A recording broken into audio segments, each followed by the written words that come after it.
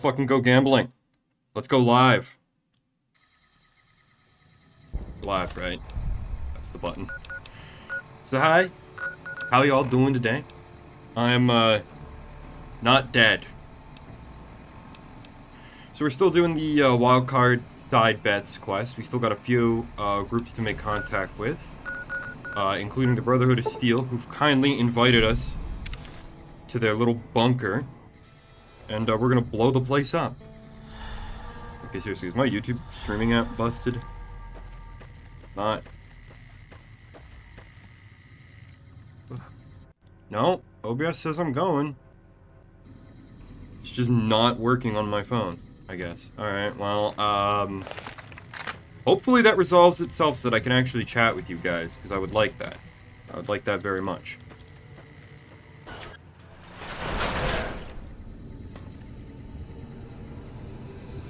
Oh, there we go. There we go. Now I'm live. There we go. That's better. Anyway, so we're gonna kill the entire Brotherhood of Steel. We've got a couple options how we can do this. Let's try this the stupid way first.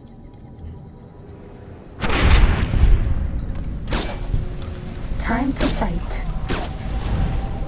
You know, I would not expect it to get this far against 3 guys in power armor. That's all. With a sniper rifle in an enclosed space, but we are in fact getting this far. You guys don't mind if I like loot your bodies for everything you hold dear, do you? Oh, thanks, babe.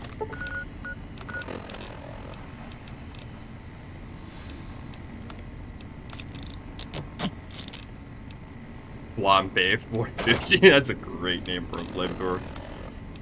In case you guys are wondering why I'm seeing like all these weird energy weapons, it's because I'm running the classic Fallout weapons mod, so it brings back the old classic laser rifle design, and it brings back a bunch of other old energy weapons designs. I think he's gonna drop the power armor. Oh no, never mind. I thought he would eject the power armor and it would tell me that he can't wear it, because in Fallout New Vegas your companions can't even carry. Oh, that's why I'm so weighed down. I'm carrying 500 pounds of magnum ammunition.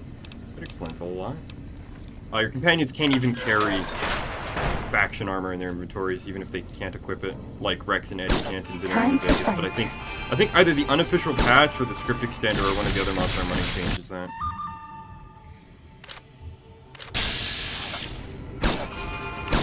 I don't know why my bat save chance is so terrible always, but it always is.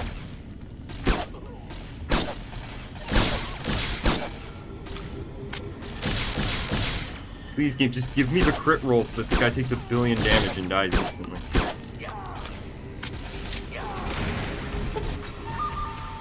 I like how they're not even shooting me, they're all just focusing entirely on Eddie.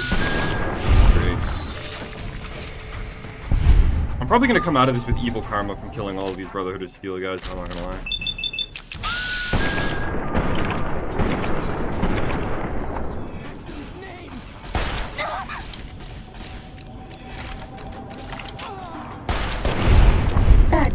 Dealt with. Oh yeah, I showed up and killed 5 of you. Of course I'm vilified.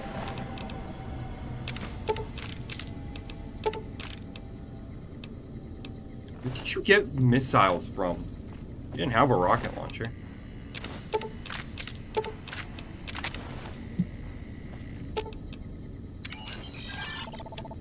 Let's see if I can actually pull this off, because I'm betting I won't be able to. I'm betting that I'm gonna get in there and I'm gonna get hit with the goddamn turrets in this base, and then I'm just gonna have to do this some other way.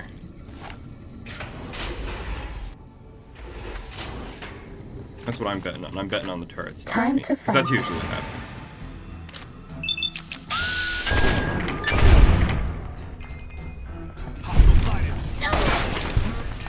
Did he say? What did he say? Did he say Uncle Biden or something? What the hell did he say? Okay, let's try. We haven't seen anybody in a while. Shut up, stealth suit. Maybe let's the try monsters sneaking. have stealth suits too. Nope. We just come running up the stair for no reason. Sneaking done. Fighting now. My grenade launcher. Do I not have any grenades? Good. Eddie, I need some grenades.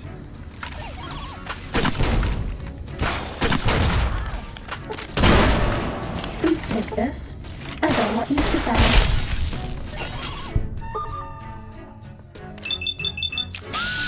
Like, the paladins are tough. They're nowhere near as hard as the turrets in this place, though. Was that all?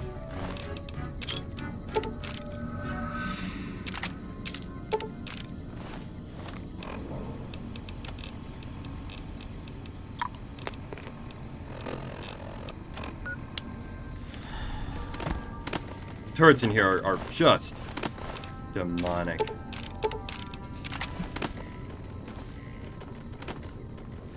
I don't like the Brotherhood much. Like, I think they're cool aesthetically, but they're assholes, this faction. They're objectively bad guys. They're almost as bad as the Enclave, in my opinion, because they don't do anything to help anybody. They just kind of sit back and just thumb their own buttholes all day. Time to fight. Yeah, so you can see the turret takes more damage to kill than a fully power-armored Brotherhood of Steel soldier.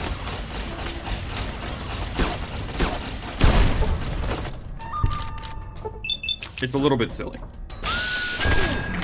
Thankfully, like, the initiates and stuff aren't wearing power armor, they're just wearing, I forget what those are called. I think it's called scout armor? Oh shit, is Eddie dead? Or is he just unconscious? I forget if I have that modded or not. Have a stomach. Oh yeah, he's just unconscious. Okay, we're good.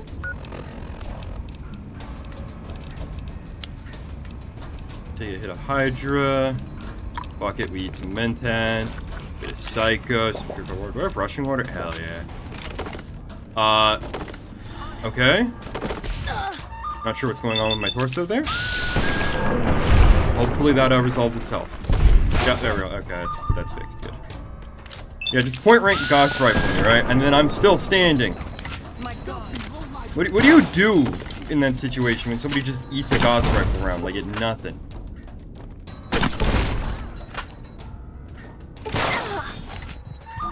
Oh, you hit them for their entire health bar on the second shot. Alright. That's what you do.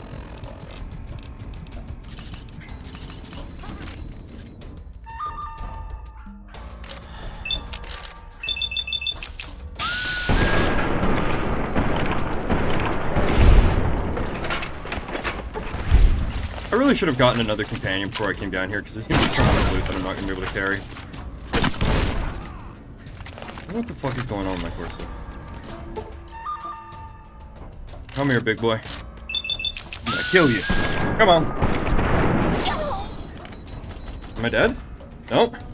Just torso crippled. I love rushing water. The rate of fire you get with this shit is insane, dude. I wish medics. I don't remember if it was Fallout 4 vanilla or if it was a mod that I had for Fallout 4 that made it so that medics would let you temporarily ignore crippled limbs. I think it was a mod I had. I don't think that's vanilla Fallout 4. I think it just gives you the damage resistance and maybe a bit of extra health or something. I know its effects are not the same. I don't know what you can do with the BOS holotags in this game. I'm just grabbing them. Kind of a reflex. It's kind of a reflex because I know with the NCR tags, you can sell them to the Legion for money. I did not mean to take your entire inventory, shit. The other nice thing is that with jury rigging, I can actually repair my equipment off of their equipment.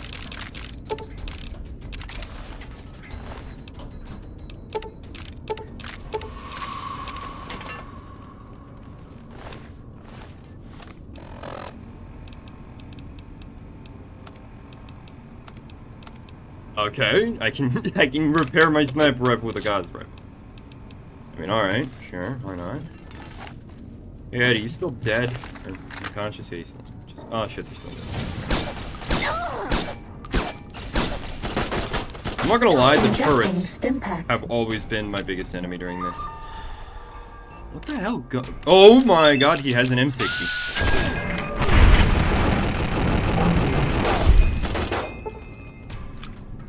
Okay, I'm gonna have to drop something stim pack so that I can, like, move at a normal speed.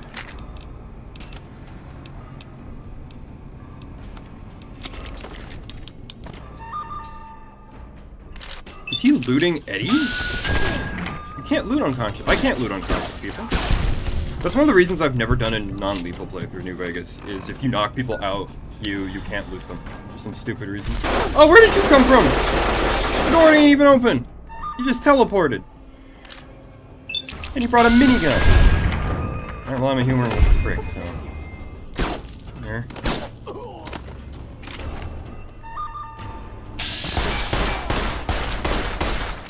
Yeah, he's looting, or trying to loot.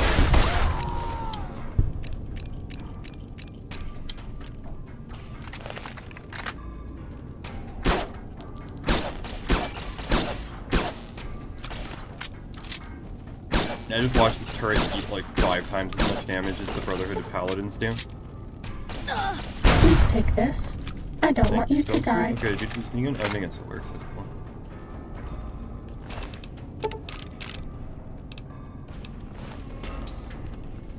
Ed, you have to wake up, Ed. One of my friends doesn't call him Eddie, he calls him ED, which just makes it sound like he's saying erectile dysfunction every time he talks about Eddie. Oh, oh my goodness, okay. Yeah, what the fuck is going on? That better not be like a permanent state of affairs now.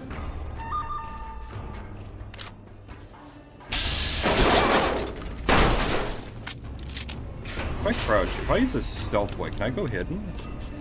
I reckon? Or they just permanently know where I am now.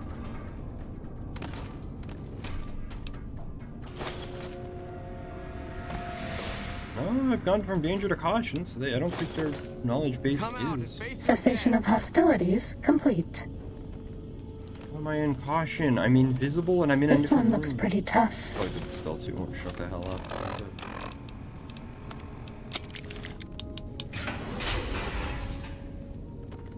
Everything's quiet.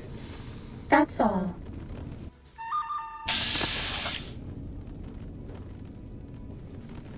Sneaking done. Fighting now. It's only a matter of time. I wonder if it's because my torso is all stretched out. Is that like distorting their ability to detect me or something? Are they like detecting that well? Was that all? Is it done being all goofy now? That's why you always wear a helmet, dumbass.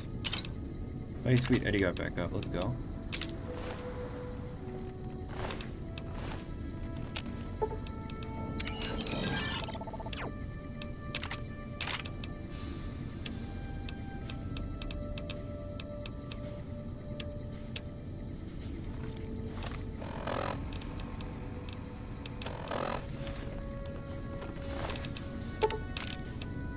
The M60 is chambered in 308. Alright. I don't think that's what it's shot in real life, but I might be wrong.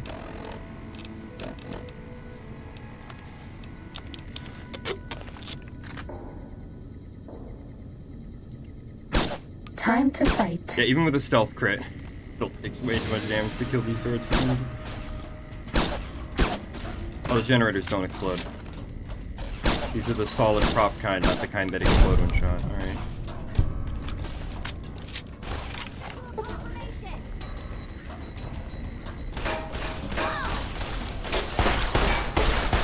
Your hair doesn't look real. It looks like a wig, Watkins.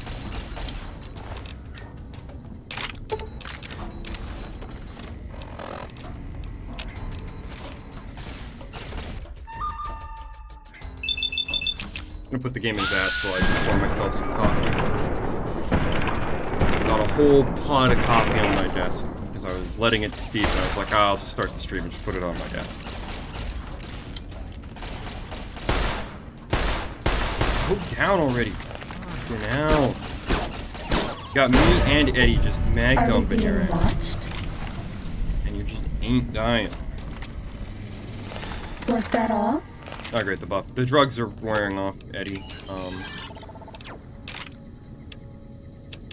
Help me carry a bunch of shit, bro.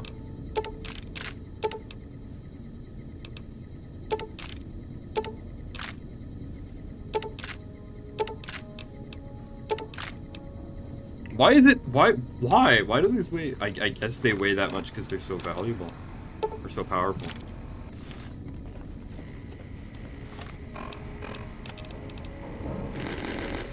So how's everybody doing today? I am sweating my my ghoulies off. Not like heat wave temperature right now, but it's pretty hot. I'm just gonna pour some coffee real quick.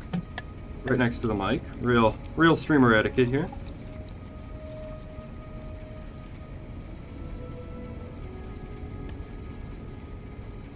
Should stress it's not actually a pot. That's good coffee. French press coffee. That's, you know, hipster shit. Do you guys put anything in your coffee? Because I usually put like just a little bit of cream. Because I am low to medium key lactose intolerant. So I don't put that much cream in my coffee. So I don't crap my pants. And it's like really annoying to have to specify in a restaurant. Like, give me the tiniest amount of sugar you can manage in the coffee. So I usually just end up drinking black coffee whenever I'm drinking coffee. So I don't want to be one of those white people who has to order like a 20-step Starbucks coffee, you know? Fighting over. Everything's quiet here. Heading back. Where's that good? Oh yeah, no, my torso is just permanently defiled now, I guess. I guess that's just going to be the way it's going to be for the rest of the playthrough now. My mod is bugged. Steady. Fighty. Yes, lead me into the room with lightly armored infantry, so I can put a fucking grenade in there. Man down. Yeah.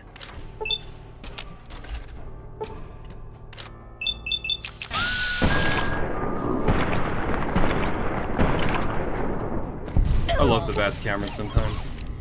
It just goes kind of hard. Woohoo! Just powder. Lucky you, you're gonna be goop. I miss games that let you give people. Like, I know ragdolls are funny, and like modern gaming physics engines, you know, gotta show off them hyper-realistic dying animations that are worse than what we had in GTA 4. Still can't compete with the Euphoria engine.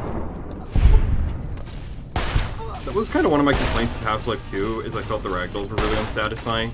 Because it's like someone just teleported away the enemy's bones when they die, they just instantly...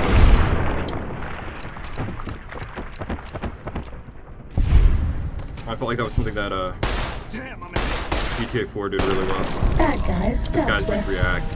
If you ever played that indie game, Overgrowth, that game has some pretty good ragdolls in it. Because like people will, well, they're not people, they're rabbits in that game. But guys get injured and then they like clutch at injured limbs and like either while they're alive they like try and like staunch the bleeding by grabbing where they've been cut, or they fall to the floor and they like writhe and try to grapple their wounds and stop themselves from bleeding out. It's really harrowing, but really, really well animated.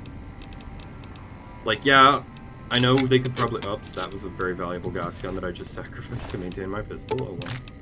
Like, I know you could probably do better death animations now.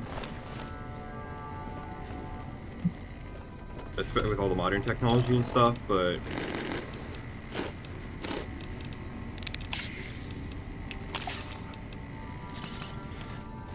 I don't know. Just cool. But I do miss being able to give people. I wish more games would do like the Doom thing, where they give if you manage to take them like to negative health by a certain amount. Like if you overkill them by a certain amount, they give. Or like only explosive weapons can give. Right? Like against zombies and Quake, the grenade launcher is a guaranteed instant give. And there goes your fucking chapter elder. Ready. Boom. Steady. Fighty. I'm gonna try shooting their guns out of their hands, actually. That might be the best use of my bat. Would be to get stuck in an infinite... Okay, thank god I didn't see one of those.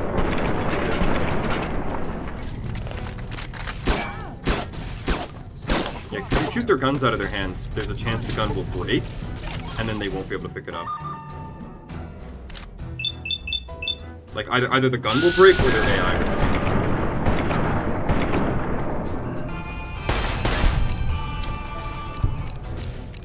That could be a good use for that, actually.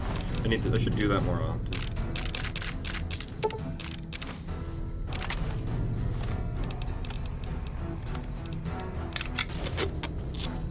Yeah, see, like, the rifle is, like, completely broken. We can't pick it up. So he's running all the way over to the, Elder's body. Bad guys dealt I guess with. I must have hit a rivet or something, and the rivet just went into his brain. The armor is riveted in places, which is a really terrible design idea. I mean, it's like 50s technology, but still.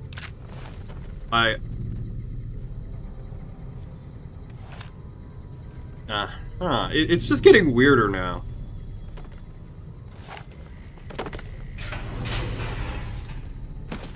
Sneaking done. Fighting now.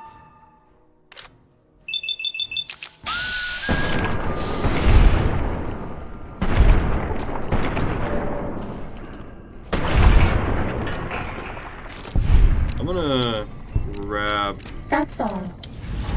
the head paladin's key. Here it is. I think I've got all the keys now. Okay, the mod has just stopped working entirely. Okay, let's try doing a few things. Let's try sitting. Is this gonna work? No. Let's just try really quickly, like, saving and loading on the spot and seeing if that fixes it. Oh, yeah, that fixed it. Okay, we're good. We're good.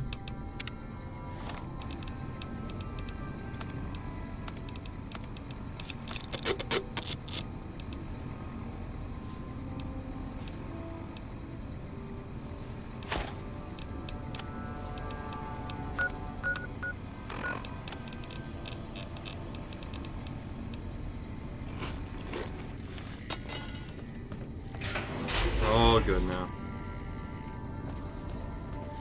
So that was fun, massacring the entire Brothers Guild. You can see why I really like JSawyer, because they hit much harder that JSawyer installed. They're much more dangerous, but they themselves are also much squishier. I'm not just standing here for hours plinking away at them.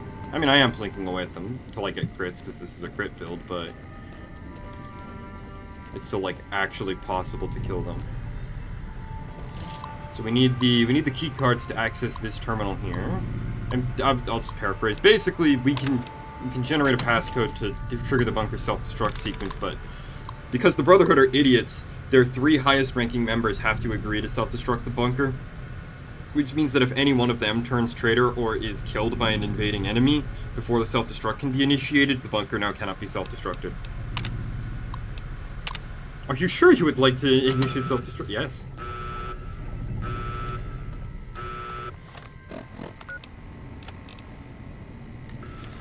Pretty sure I killed Knight Lorenzo, so... And we're gonna be taking Eddie to the followers anyway.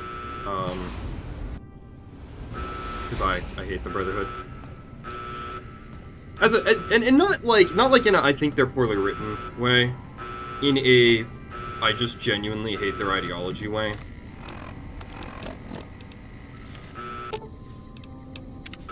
Nah, I'm not gonna bother looting everything. I'm just gonna run out of here past all the gore and death. I just genuinely think the Brotherhood are terrible people. They are cowards. They do nothing for the good of the wasteland, and they don't even have the Legion's justification of at least our ideology is successful in universe. You know, they're a dying faction in universe. They did destroy the NCR gold reserves. That was funny. Are we being watched? Oh yeah, there's no, like, you don't even see, like, anything explode. It just does that. It just vibrates. Let's just check our... Oh, this is a problem. I don't know how I could earn enough good karma. I don't even know how I could earn good karma. The only way that I can think of for earning good karma is killing fiends, but that's only because in the base game, every fiend killed is like plus 1,000 karma, I think.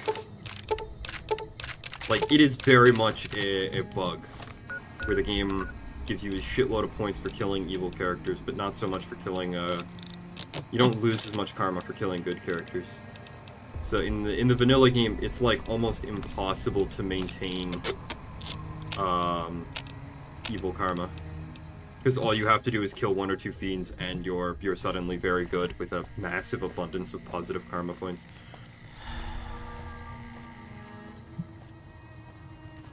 I'm not apologizing for slow walking over to the merchant. Just have to deal with it.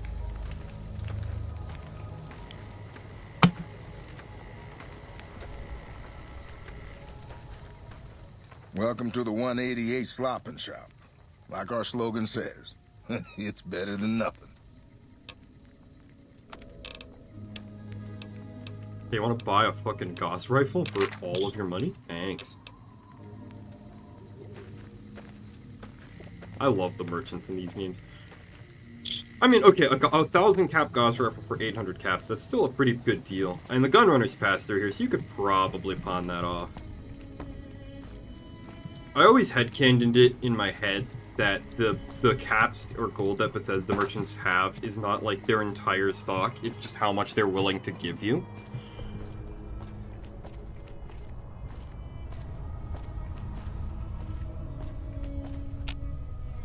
The orders for service rifles and ammunition have been pouring. Still making a nuisance of yourself? Yeah, money. Take a look. Give me your money. Ooh, damn, you have 8,000 caps. That might be enough to actually, like, buy me out. That'd be nice. Just be able to sell everything to one merchant. Or at least sell most of everything to one merchant.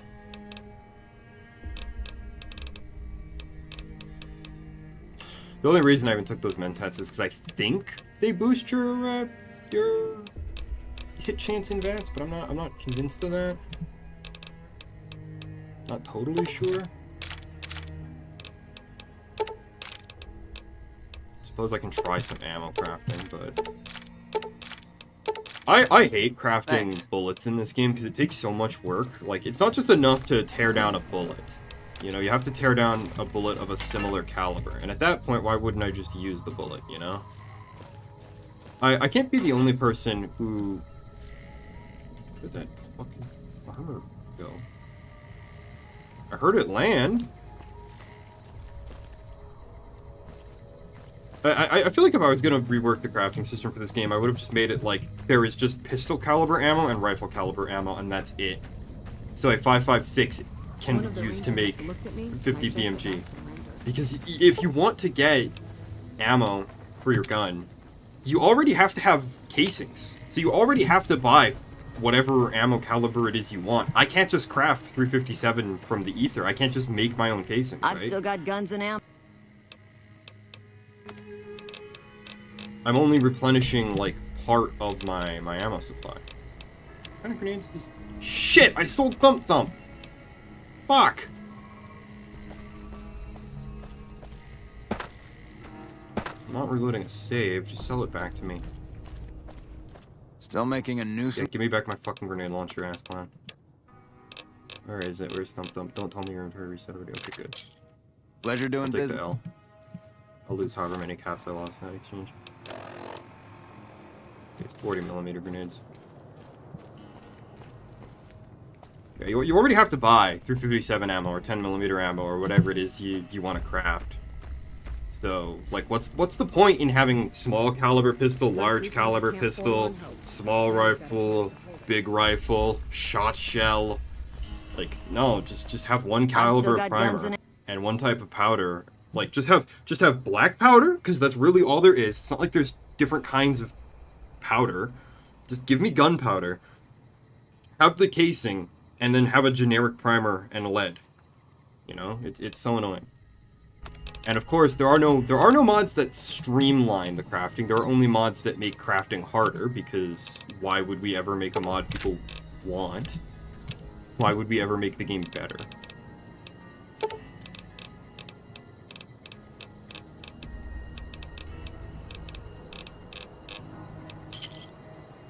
And there's no reloading bench near here. We have to go to the gunrunners, I think, from one. But that's fine, because the gunrunners are on the way to Freeside and the old Mormon fort. Hey, no offense, but you look like you've traveled a long way down some bad roads. Where'd you come from? You know, I'm not entirely sure. Yeah, guess the roads must have been long then, if you forgot where you started from. Well, welcome then. I'm Veronica. I live in a hole in the ground.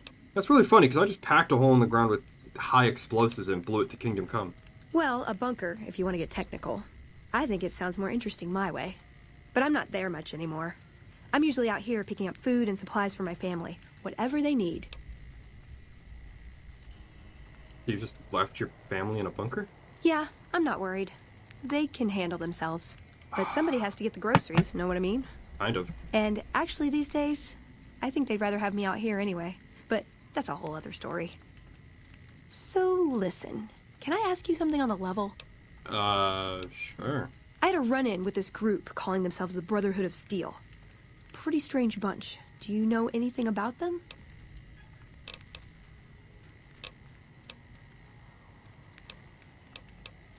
I've met a group of them in a bunker, west of here. And?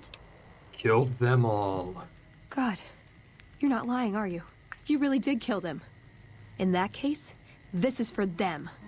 I love how Technically, stupid it's impossible to overdose on painkillers. Veronica's plan is here, where it's like, oh my god, this person killed the entire Brotherhood of Steel. Well, I'm gonna punch him in the face.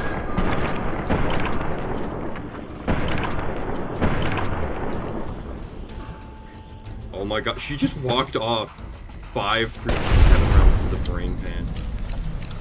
Man, maybe she's the Courier 6. Oh, she's unconscious. She's not dead. She's permanently set as essential due to this mod. Okay, well. Just gonna do that. She is permanently set to essential because I have a mod that makes it so companions are essential in hardcore.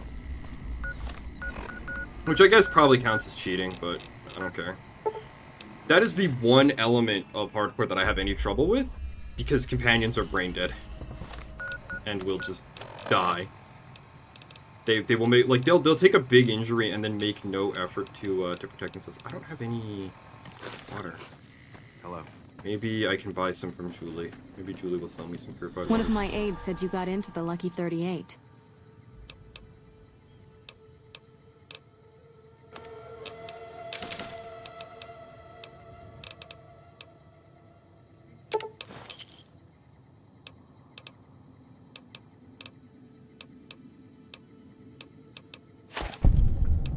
Donate a bunch of my no. Sorry, I don't actually have any medics. I misspoke when I said medics. I meant, Rad-X? I feel like they would want Rad-X. Like, maybe not as much as Rad-Away, but still. Thank you for coming. Probably helps, doesn't Let's it? talk about that robot. Yeah, what are you gonna do with them? First, I'm gonna pull off whatever log data I can. Then I'll use some of the tech around here to upgrade its weapons systems. Shouldn't be more than a few days' work. I think it's funny that the followers give you the more dangerous Eddie, and the Brotherhood gives you the one with the more armor. And why don't you want the Brotherhood to have them? The Brotherhood is all about keeping technology to themselves and using what they find to protect themselves. They are isolationist and belligerent. I have no doubt that they plan to use the data for weapons research. And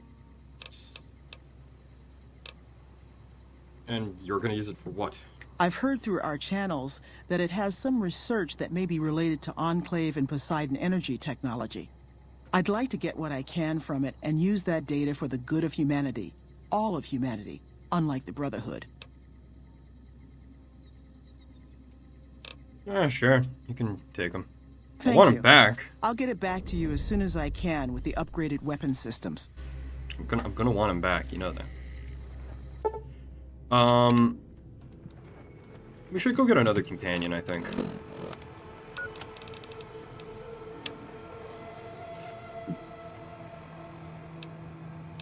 Yeah, we still have to deal with the Great Khans and the White Gloves and the Omertas. Last stream, we kind of spent a fair bit of time on the strip, killing Benny and all that, so I kind of want to do the other things first. Is there a lake here? I think there was originally a water feature here, because you can see the ground is all mossy, and I think there was originally a lake here, but I think it got deleted in one of the patches to increase performance. I also don't know how high up we are, but I would assume that if it's cold enough to form snow, it's cold enough to freeze a lake solid, so...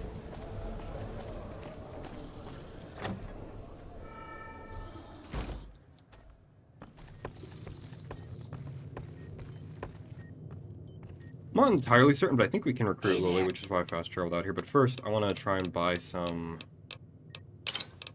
more water. Thanks. I think we can recruit Lily, but we might have also only done the necessary bits to get the to get Rex's new cyber brain. So we might not actually be able to recruit her. I hope we can. It's not like I remember everything I've done in the past 10 streams that I've done of this game. Good God. Jimmy! Little Jimmy! My, how you're grown up! So good of you to come visit your grandma. I wish Lily would greet you differently depending on your character's gender. I watch over the bighorners. They're sweet, gentle creatures, but sometimes they get ornery, just like my grandkids. Okay, well I can't actually recruit Lily, so let's check our quest log real quick. Hard block blues. Can't do that, don't have enough science. Don't want to do that yet. Don't want to do that because I don't want to help the NTR. Don't want to do that. You can't do that, don't have the stat. Can't do that, don't have the stat. Don't want to do that, don't want to do that. Mandatory main quest. Mandatory main quest, main quest. Main quest that we're going to do. Main quest. Main quest. Okay. Let's go talk to Doc Henry then? I'm trying to remember how to recruit her. I think you have to talk to Doc Henry and offer to help with his research. Memory serves. Again, you interrupt. What are you The working on, Doc? Nightkin have varying degrees of mental instability due to their addiction to stealth boy use. I've been trying to come up with a cure. I'm currently investigating the local Night Stalker population, since they seem to have developed a natural stealth field. I've also gotten my hands on a working Stealth Boy Mark II prototype, but that experiment is riskier. I'd rather not pursue that research just yet. Can I help somehow? I'm not convinced that the Night Stalker mutation is a natural one, and I need someone to investigate their lair for proof. Some of the super mutants have looked around as well, but they've come back empty-handed. Perhaps a pair of fresh eyes will have better luck. Lily might be interested in coming with you. She's lost a few of her bighorners to Night Stalker attacks, and would enjoy a little revenge. I've compared the brain chemistry of a Nightkin to one of the local Night Stalkers we killed. They both exhibit similar neurochemical changes. Now, I'm not claiming that Night Stalkers are running around wearing stealth boys, mind you. I just don't think it's all a coincidence. Because Marcus asked me to, and because it's a reason for me to get up in the morning, I'd like to get one more grand accomplishment done. So... Oh yeah, right. There's a unique weapon we can find during this quest that's really good for Lily. It's the unique super sledge called Oh Baby. You have to say it like that. Oh Baby, because it has an exclamation point in the name. I hope you've realized, Pumpkin, that crime doesn't pay. You want to come help me splat some Night Stalkers, Lily? Ooh, those Night Stalkers, always killing my bighorners. It'll be nice to give them a piece of my mind. We're taking Lily with us because her perk, Stealth Girl, yeah, Stealth Boys, duration of all Stealth Boys increase, and Sneak Attack critical hits do additional damage. So she's pretty great for a stealth companion. Well, if you... Oh, I'm so... We'll give her the order to chop things. The unique super sledge we can give her. I almost never give my companions weapons in this game, because there's so many ways for them to permanently lose their weapon. Going in and out of the casinos on the strip, you and your companions have all your weapons taken away. I think it depends on which version of the game you're playing, like which patch, or if you're playing on console. But on console, going in and out of any casino will have your companions permanently stripped of any weapons you gave them, because the script is written to only re-add their companion weapons, only give them their companion weapons back. It doesn't give them back whatever was in their inventory.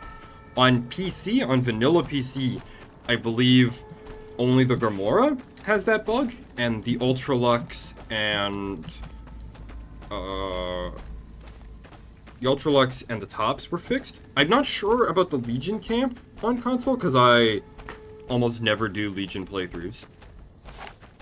So I don't know for sure if the bug exists there or not. The other thing is that, just like I showed earlier in the stream, you can shoot an enemy's weapon out of their hands.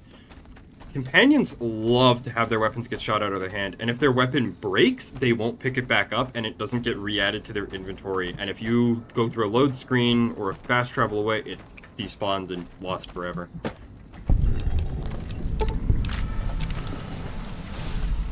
Oh yeah, and Lily also uses a stealth boy whenever you hide.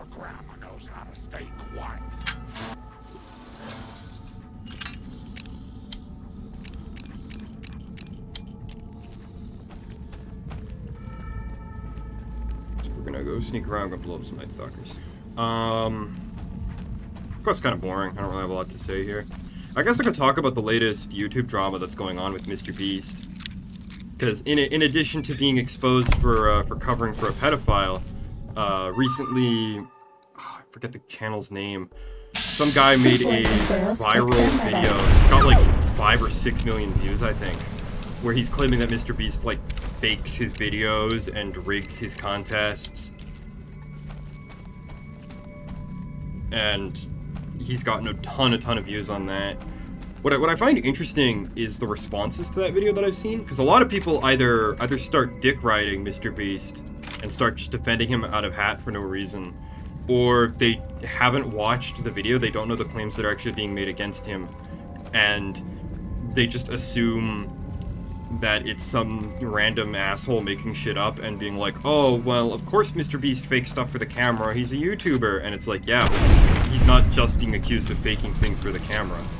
He's not just being accused of, like, editing clips and, like, making things seem more intense than they were. He's been shown in his own videos paying people to quit the contest early, or quit his contests early. There are people out there claiming that he's denying people who are working on his videos, like, medical attention when they're injured, or he's denying people time to take their medication. That he denied...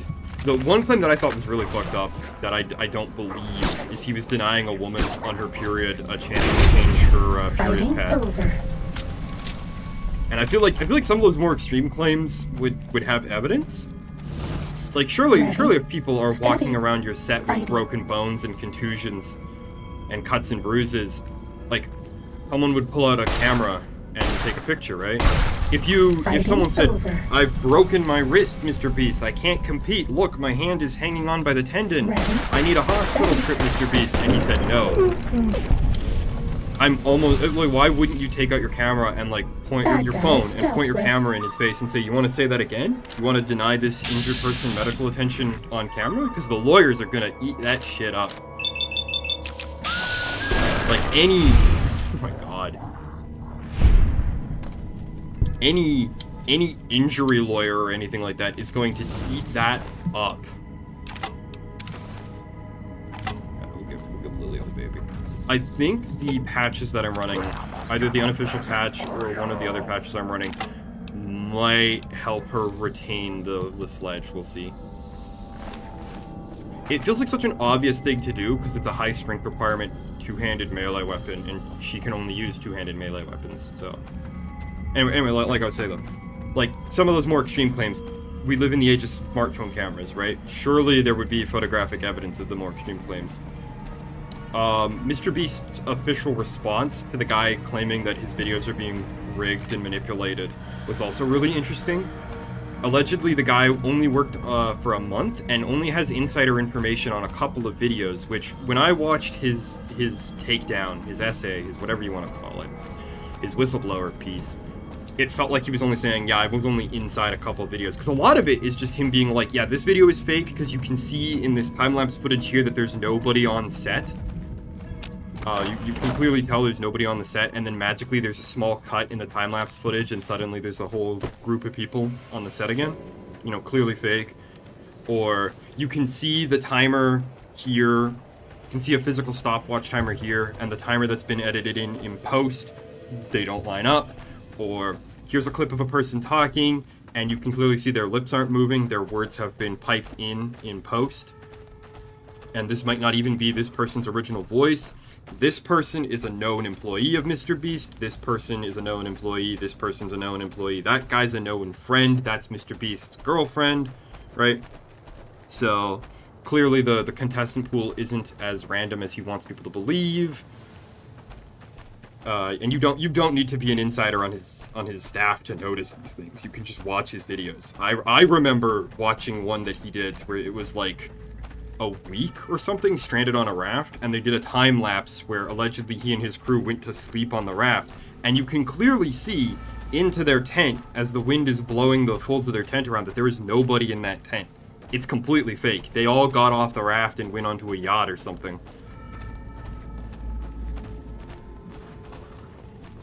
Mr. Beast just reminds me of, before we had Logan Paul and Jake Paul, we had this other blonde brat on YouTube named Morgs. And he did the same thing, where he would be like, I bet my mom $1 billion that she has to stay in the bathroom for 24 hours. And like, blatantly the video's fake, but they're all family, so like nobody's feeling gypped or cheated, and nobody wants to... Nobody wants to like out anything. Whereas in the Mr. Beast videos, right, these are supposedly random people who are being gypped and cheated. He did a, like, I think 100 boys versus 100 girls challenge, and one of their challenges was to solve a big pile of Rubik's Cubes, and he walked up to the one boy who knew how to solve a Rubik's Cube as he was solving a Rubik's Cube really fast without even, like, looking at it, because he knew the formula for how to solve it that well. He's just, like, transforming it with his fingers while he's talking to Mr. Beast. And Mr. Beast was like, hey, here's $10,000 for you to quit the competition right now and put your team at a massive disadvantage. Which is... Is there something else I can do? That is a false lottery, right? There is dramatic editing and lying about being on a raft for 7 days, which is spurious, dumb, pointless bullshit. And then there is actually paying somebody to alter the flow of an unscripted video. There's still power, but the casing is cracked. I'm astonished that exposure to the stealth radiation could induce mutations so rapidly. More importantly, this explains why my research into this group of Night Stalkers hasn't come up with a cure for the Nightkin. There's only one avenue left for me. I need to run the Mark II test on Lily. It's the only way. Lily is eccentric, I'll pour myself some more coffee. I've never felt she I'll keep was talking dangerous. once we're through this dialogue. More importantly, she asked if she could help me in some way. I've told her about the risks, and she still insists on helping me. It's good coffee, man. Well, I'll talk to her then. I'll be waiting. I'm of the mindset that Lily should be allowed to wear the Mark II because she gives informed consent. But that Lucky 38 is a large building. Like, yes, she's schizophrenic, but it seems that she's only experiencing auditory hallucinations, maybe visual hallucinations. But she is not experiencing any kind of, like, anything that would inhibit her ability to understand what people are saying to her. Of course, dearie. I know it's dangerous, but it'll all turn out for the best. You'll see. I'll go to him now. It would be rude to keep him waiting. But basically, I think Mr. Beast is guilty of, like, racketeering, I think would be what I would call it. Because he's got legit money coming in from his YouTube, his YouTube channel, and... Very well. Please, stand back. Okay. He's got legit money coming in from his YouTube channel and from his Google AdSense and things. And then he's funneling it into these rigged, spurious contests. Like, that's racketeering. That's using legal money to fund an illegitimate business. That's a form of racketeering, right? The other one is using illegal money to fund a legitimate business. But yeah, it's racketeering. And even if he's proven innocent in the days to come, which is entirely possible, right? The only charge that might really have any weight is he edited his videos to make them look more fantastical and to bring things down to the wire more often. He might not be lying about his I'll get back to you on that in a moment. Contestants. Once I've He might analyzed the results. actually. The other charge is that he doesn't pay out. He's not giving people the money that they're owed. Now, just hand it over, and we'll be on our way. Is the other claim against him that he's not giving people money that they're owed. My request is perfectly reasonable. Give us the stealth boy specs, and there will be no need for us to splatter the room with your insides. No more negotiating, and definitely no more waiting. This is your last chance before we take it by force. You're not gonna get them. I knew humans could never be reasonable. This will stop the I knew pain. humans could never be reasonable. I'll kill you. Making behavior, TBH.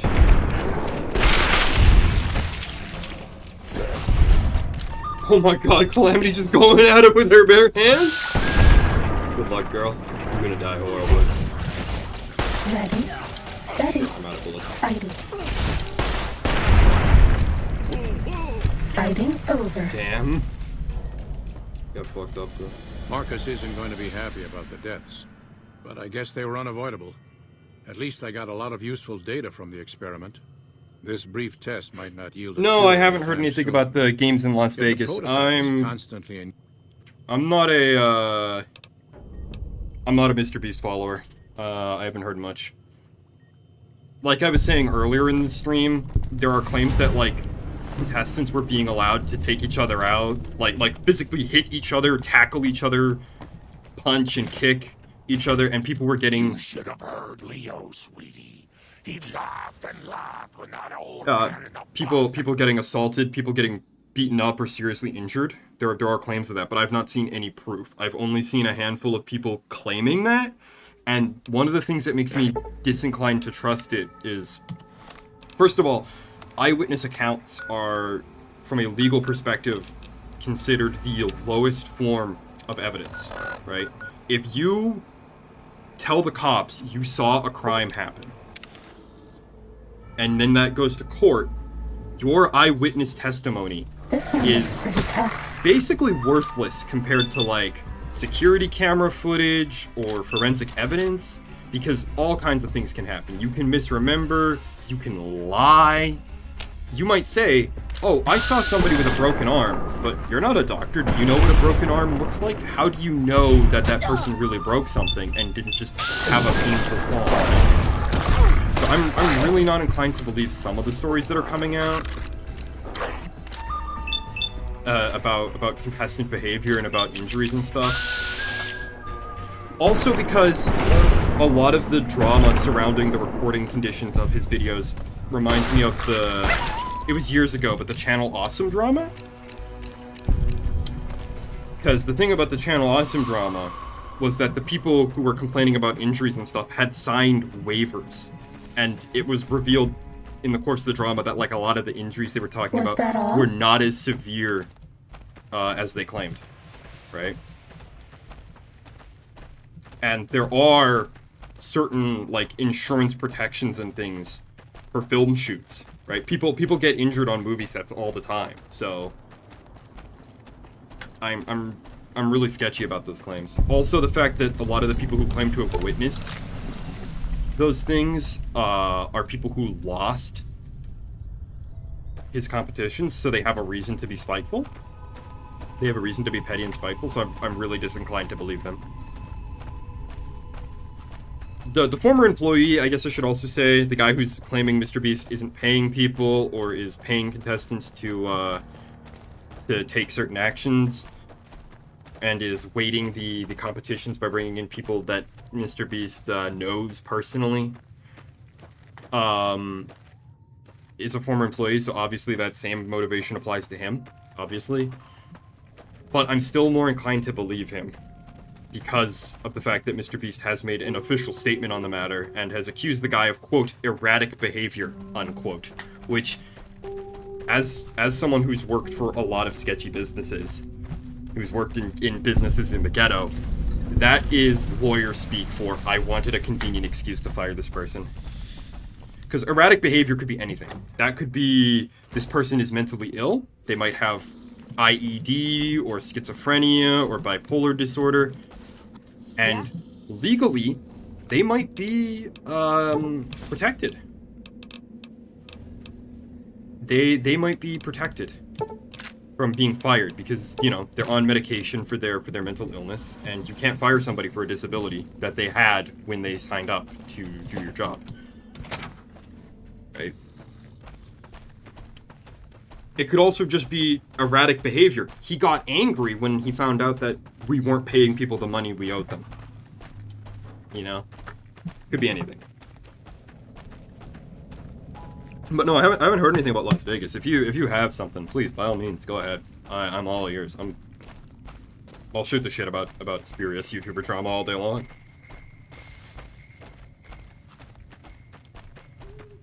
I think the main thing about Mr. Beast that always kind of had me wary of him is that he just kind of buys his views and his success. He sells his t-shirts, his like crappy, stupid Baja Blast looking logo t-shirts, and he's like, yeah, these are massively overpriced. They're like $30 for a crappy cotton t-shirt, and you could win $1,000 if you buy one. Like, it's just stupid. It's insane. Ever since T-Series became the most subscribed channel, like, YouTube has stopped being about people who create genuine, engaging and interesting content, and it's just about who has the most money to throw around. So Papa Khan's asleep. Is there like a bed somewhere that I can use then? Thank you, Beppis, for searching for it. Appreciate it, dude. Like a bed somewhere? Are Great Khans just sleeping on the dirt? Like, I get it. They're not exact. Yeah, they do. They do just sleep on the dirt. Well,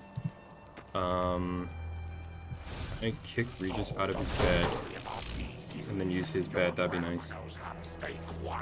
It's starting to feel like I haven't seen you before. Don't talk. Yes. There we go. We can just sleep for 8 hours. We can just kick this dude, wake him up, and throw ourselves down on his bed. It's great. You're no friend to the Great Khans. You should turn around and leave. Turn around and leave. Hang on. What is my reputation? Why is my reputation vilified? What? Didn't I help you guys escape the?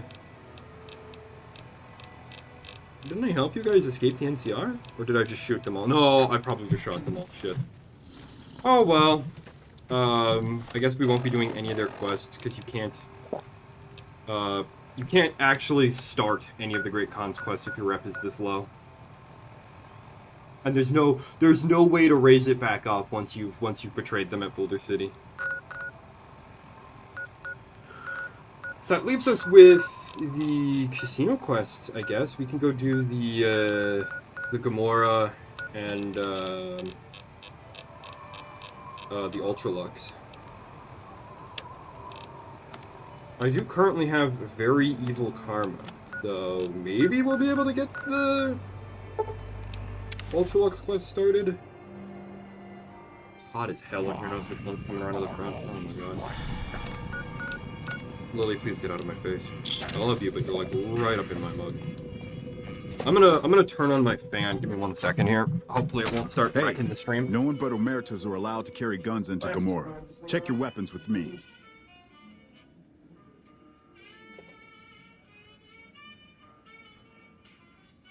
Yeah, hopefully you can't hear that. You shouldn't be able to. Yeah, OBS says there's nothing coming. Yeah, OBS says there's nothing coming through the mic, so I'm going to assume that you can't hear it. You'll get... Where'd the music go? Because I alt-tab? Did I kill the music? Okay. Hello and welcome to Gamora. What can I help you with today? Look, I know you owe people, so give me what do you want to know? All I can tell you is to find Caccino. He's the lowest level lieutenant you're going to be able to talk to. Some of the girls say he's been involved in some shady business the family wouldn't really like. There's actually a lot of ways. No, I'm not leaving. I'm not leaving. I just got up to turn my fan on. I'm still here. I'm not done yet. I want to at least get all the stuff on the strip done before we're done streaming for the day. And I've still got like a good cup of coffee left, so we still got gas in the tank there. There's lots of ways you can actually start this quest. You can go to Vault 22, and you can find a dude who used to work for the Emeritus. Questions about me, dickweed. What the fuck do you want? Well, I hear you've got a side hustle. I want in. Business? What the fuck do you mean business? You looking to get yourself burned? Now you start talking real clear, and I mean fucking crystal clear, because I'm about to lose my patience. I don't give half a dick what you heard. Now get... I don't give half a dick what you heard. No, you don't understand. You don't get to give half a dick. I have your ledger. Okay, listen, buddy. That's some dangerous shit you got there. That book can get me killed if the wrong people see it. Let's talk. What do you want? What can I do for you? I kind of hate how mysterious this quest is, because when I first played the game, I ended up siding with the other Emeritus against Kachina, because I thought he was a rat who was doing, like, some really sketchy sus shit. And I was like, yeah, I don't trust this guy. Even though he's, you know, he's actually really the good guy. Is this ledger worth 100 caps? I can pay you for it, of course. I also have some information about the family's business that you might find interesting. Between you and I, we can break up what they're planning, maybe save some lives. Mine included, of course. 100 caps, and you help me break up whatever your boss has got in mind. Sounds like a plan. Oh, here's some caps. Now give me the journal. Right, there we go. So let me tell you what I know about the family's business. The bosses, Big Sal and Nero, have been working for a while on this. They're arming themselves like an army, using this new guy, Troik. They also brought in a specialist named Clandon. At least that's what they introduced him as. What kind of specialist is Clandon? I got no fucking idea. They let him have the run of the place, though. He seems like a nice guy, but he makes me nervous. He's a little arrogant, but he's too nice. Too open. I've never seen him fucking or gambling. Everyone has a vice, but this guy seems like the Pope. I got one more question. Who's Troik? He's a skittish little fucker. Spends half the day pumping his body full of chems and the other half pumping hookers with his willy. He has some kind of connections, so he's able to smuggle huge shipments of weapons into the Strip. The bosses got him by the short hairs. We covered up a hooker he killed while flying on some psycho, so he gets us guns in exchange for not ratting. Anyway. There it is. I need purified water. Do you think the bar here sells water? Probably not. Let's find out. Hey there! I don't need crack. I need something to stop me dying of dehydration.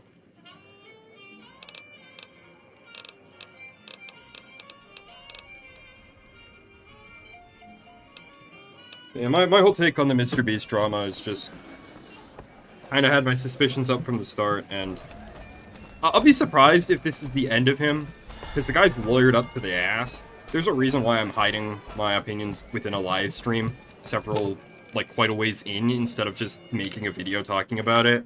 Also, because this isn't that kind of YouTube channel, I don't really do drama. I spuriously search for things to talk about on the live streams. And sadly, that's really, like, been the big news. Like, there hasn't been a lot popping off or going on lately.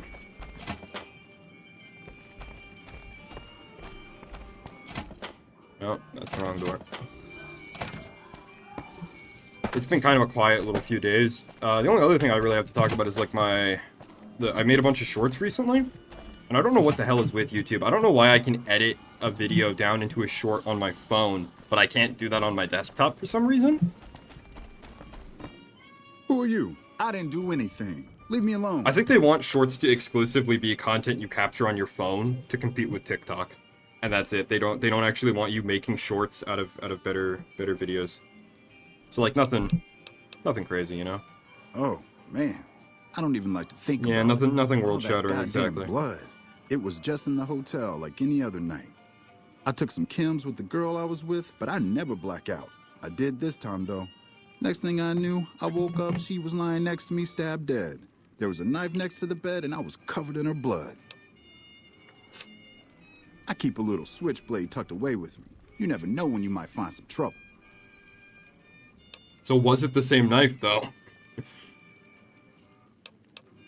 That night, mostly buff out. I like to cut it with a little bit of jet and wash it down with some whiskey. That was my standard Saturday night. Doesn't sound like enough to get you to lose the whole night. What? Yeah, you're right. I wonder what was up with that. How'd the family find out? When I saw the body, I started screaming. In a few seconds, some of their soldiers were in there cleaning up the room. They offered to keep silent about what happened if I agreed to help them get their hands on large quantities of guns at deep discounts. Hmm. You'd do that for me? I'm not sure what can be done, but you'd be doing me a solid if you would. I've been talking to Big Saul mostly. I think, if I remember right, I can convince Big Sal to go back to Mick from Mick and Rouse, and I can get the Pimp Boy 3 billion. Hello. Oh god, where the hell am I? I hate navigating this fucking place. I don't know why it's so gigantic. Gomorrah really should be called the Labyrinth for how just insane this building construction is. Did you know there were even more floors planned that were cut from the final game, too? There's a whole 13th floor that was cut. A lot of mods actually use it because the whole level is, like, completely designed and, like, fully scripted, has lighting, sound, nav meshing, everything, and it's still in the game, and a lot of mods like to use it. Oh, damn. Do I have a copy of Tumblers today? No. Damn. Oh, hey, there's guns and bullets. I'll take that.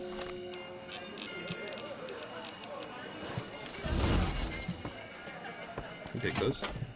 Where the hell is Big Sal? Why do we be up here? Marker over here. Ah, here we go. Big Sal. Hey, you're Cachino's friend. You got business with me? I'd like to talk to you about Trike. Ah, Trike. What, that he's...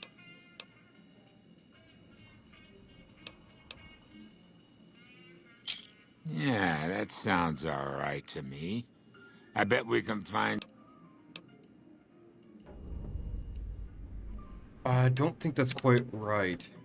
I'm gonna run back to Freeside. I'm gonna talk to Mick real quick and make sure that I actually have like the proper dialogue options, because I might just not have this, the stats to convince Big Sal to go back to Mick and Ralph. That's not solid. I had no idea. Oh, I love New Vegas. Game is so jank. New Vegas is what I would consider like an example of a jank game that's good.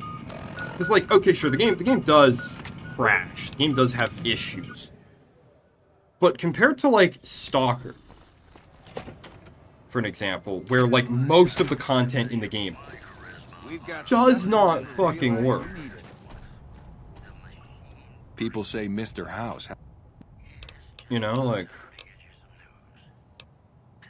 Ah, here we go. That's the thing. I'll see what I can do about getting the Emeritus spy guns from you again, buddy. Hello! Howdy.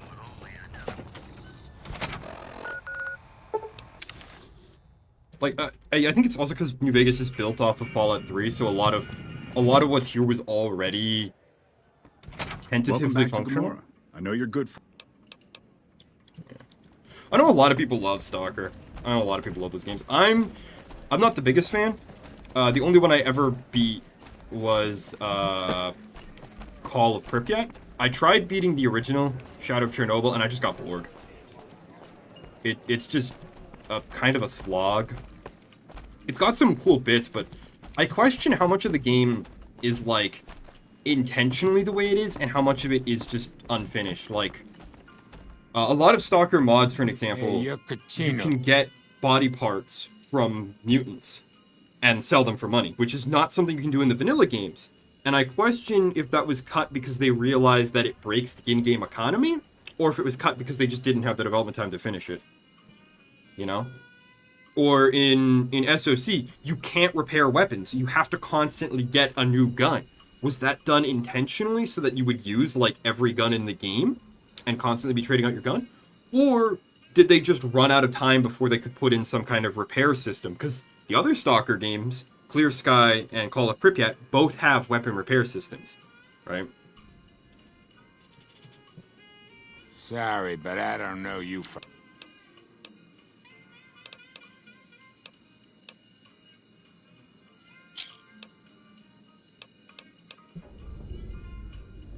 I don't know if that was the right dialogue choice. I'm gonna run back to making routes again. I'll drop a quick save here just in case that wasn't it. Holy shit, you've been in lucky. The only stock game I ever beat was Call of Pripyat. Clear Sky, I've tried multiple times to beat it, but it's so unbelievably buggy. The main quest breaks, NPCs turn randomly hostile, or just stop spawning. Clear Sky is like borderline unplayably glitchy, and SOC just it's fun for a little while, but the game is some things you've done around. There's just so much, you know. It reminds me of the Yakuza games, where I would probably love this if it was half the overall length.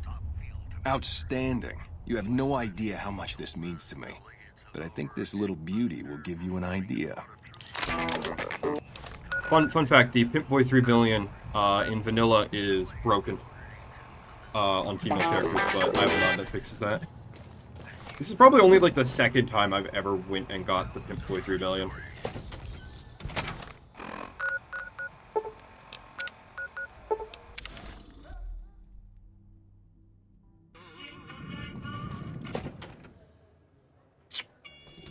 Welcome back to. And for what it's worth, I loved Call of Pripyat. I've beaten it like twice. I love that game. It's great. I also did play a bit of Anomaly. I'm not the biggest fan though. I think Anomaly is way too hard to be any fun. Anomaly is like just soul-crushingly hard for no reason.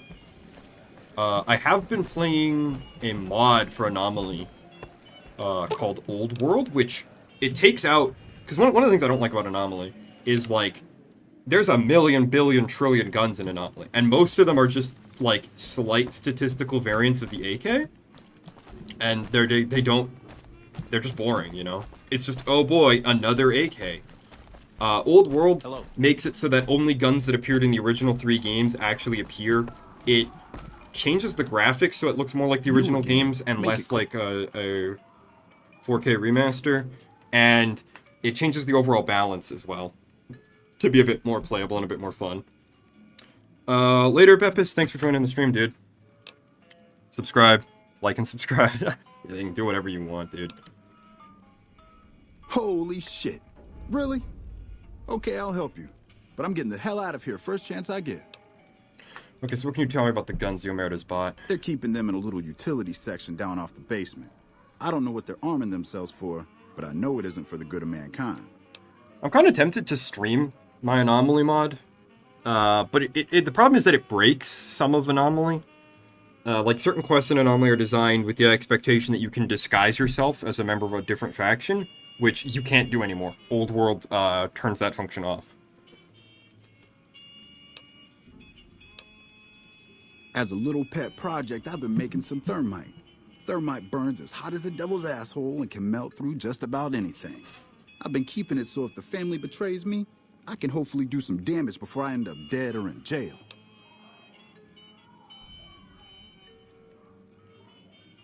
Alright, well, give me the thermite. I'll blow up the weapons. Okay, here's the thermite and a key to the room where the guns are stored. Place the thermite on the crates in the room. I rigged the light switch outside the room to kick off a spark big enough to hold the thermite. That should turn that shit into molten slag. As soon as we're done talking, I'm gonna make myself like a ghost. Yeah, alright, get the hell out of here.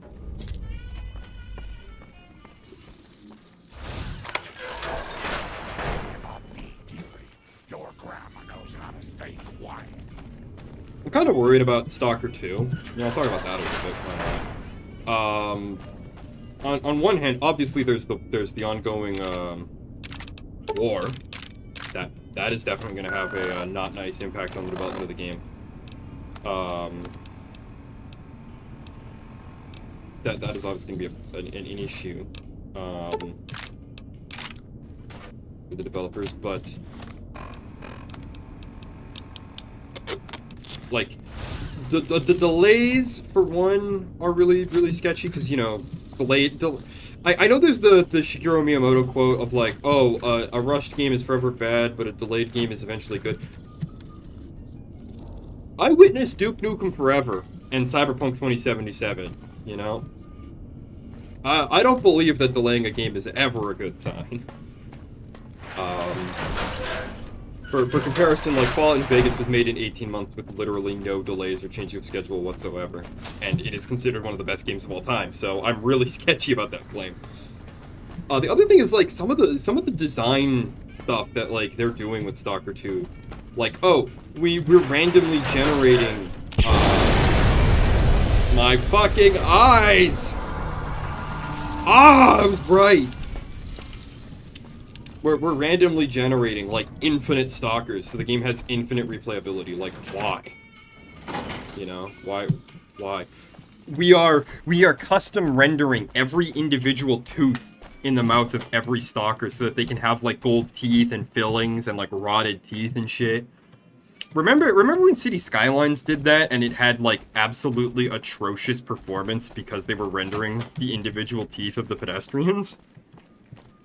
Hey, nice to meet you. Do you need help?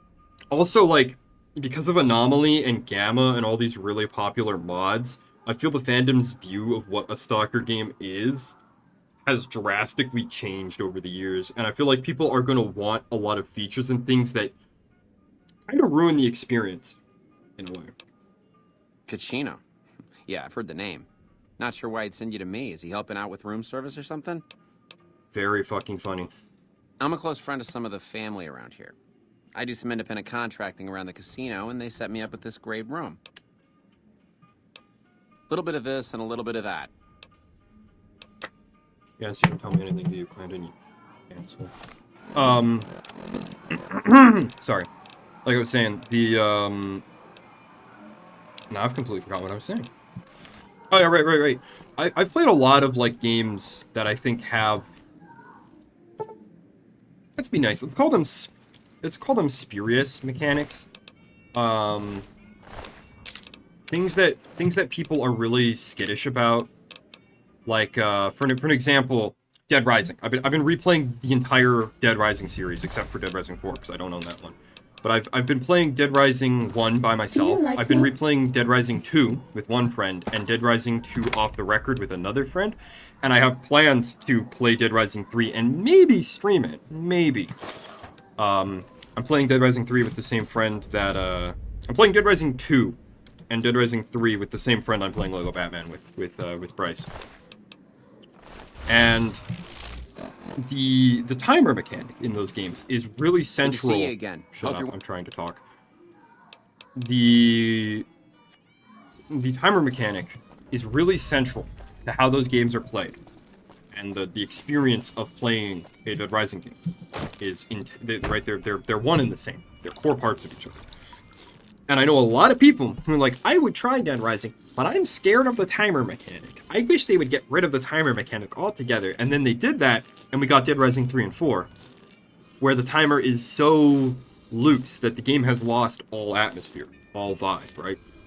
Left 4 Dead 2 is another game I played that I fucking love, where people are like, oh, I wish I didn't take slowdown when I got damaged. I wish the zombies couldn't stun me. I wish this was more like Call of Duty Zombies. And this isn't COD Zombies. This isn't Sniper Elite Nazi Zombie Army. This is Left 4 Dead. The gameplay mechanics are different. The way you approach enemies is different. Shoving is a really central mechanic in Left 4 Dead. And you have to learn to use it.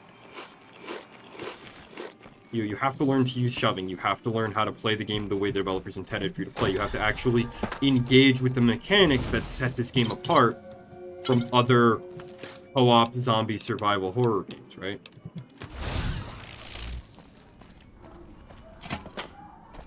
And I just know so many people who are really sussed out or scared of doing that. And I feel like Stalker runs the risk of doing the same thing, where the series identity just gets destroyed because people don't want to play a Stalker game. They actually want to play Anomaly or Gamma or any one of the hundreds of Stalker fan mods that exist.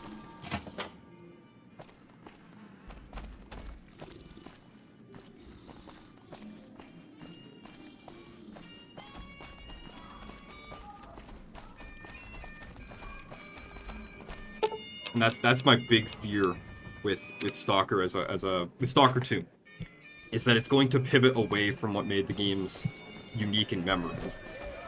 and that it's going to do that in the name of broadening the audience, or GSC's vision for what the games are is just very different from what made them successful.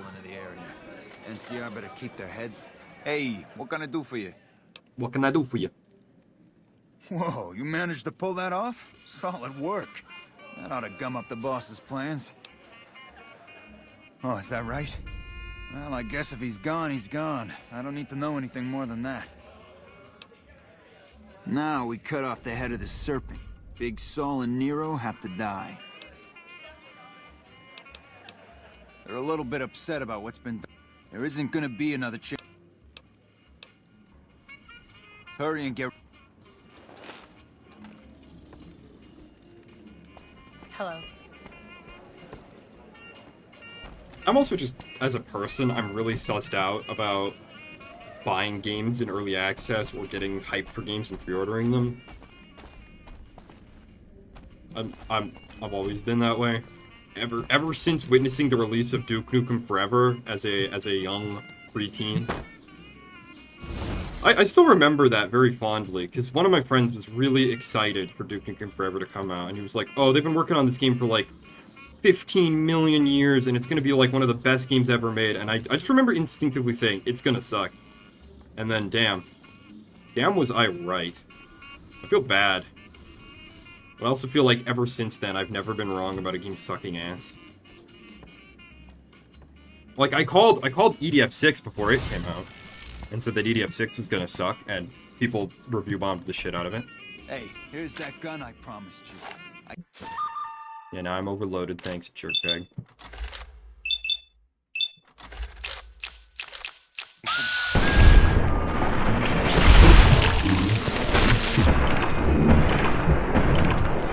Overdose on painkillers. I like how none of the other Emeritus rush in to help their bosses when they're getting gunned down by some thanks for lunatic all the with a hard work magnum. back there. I'm gonna run a tight ship here, don't you worry. Of course. Got some chips. Well, let's go gambling.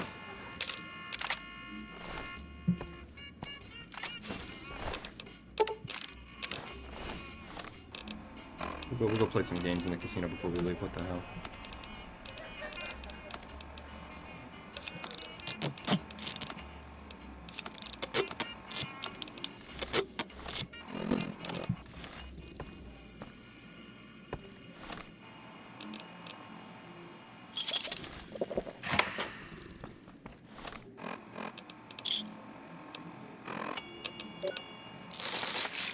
Oops.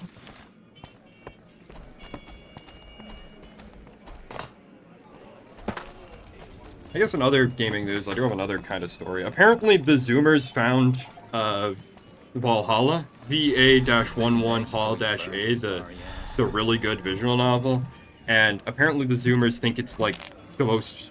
I've heard two complaints that I think are really silly. People are like, "Oh, this is such pseudo-pornographic Coomer bait." Wait, fuck! I didn't bet all my chips. Hang on. Or people being like, "Oh, we gotta wait for the dang anti-cheating thing." That's right. Well, I can talk while we wait. Or people being like, "Oh, this is." One of my favorites is I heard someone describe the game as Trooncore, or like Transcore, and I'm sat here like, bro, what the fuck? These people clearly haven't played Read Only Memories 2064, which is the prequel to Valhalla. Be sure to check out the courtyard. Which is way more LGBT. Has like dozens of canonical not straight characters. I can't say homosexual because that's not broad enough. There are trans characters in that, there are bisexuals, there are homosexuals, there are homosexuals in that. The main character can be canonically trans. Like, that's a game that is like transcore if you have to use that kind of language to describe a video game. Increase bet. How much can I bet? Can I bet all 50 chips on one hand? Let's go. I'm just gonna stay. Whoa! Let's go gambling! I've literally doubled my my money off of one hand of blackjack. Let's go. The lucky time. Come play the odds. Of course, more is where the action is. It's I such a would be bizarre more. thing to Nothing watch more. happen to a visual novel that was previously massively beloved.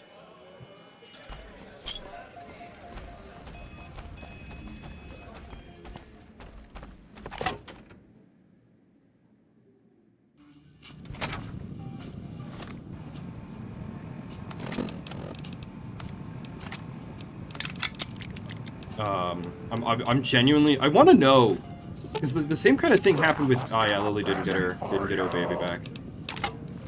Oh well, doesn't matter. The same kind of thing happened a couple weeks back with Half-Life 2, where it just suddenly started being like really popular to hate Half-Life 2 for some reason. And I really want to Did I do know, like, something wrong? what 3-hour YouTube essay dropped that gave everyone these opinions all of a sudden? It's not like it's been a gradual slide, or like these games have always been attracting flack. It's just all of a sudden, they're super hated.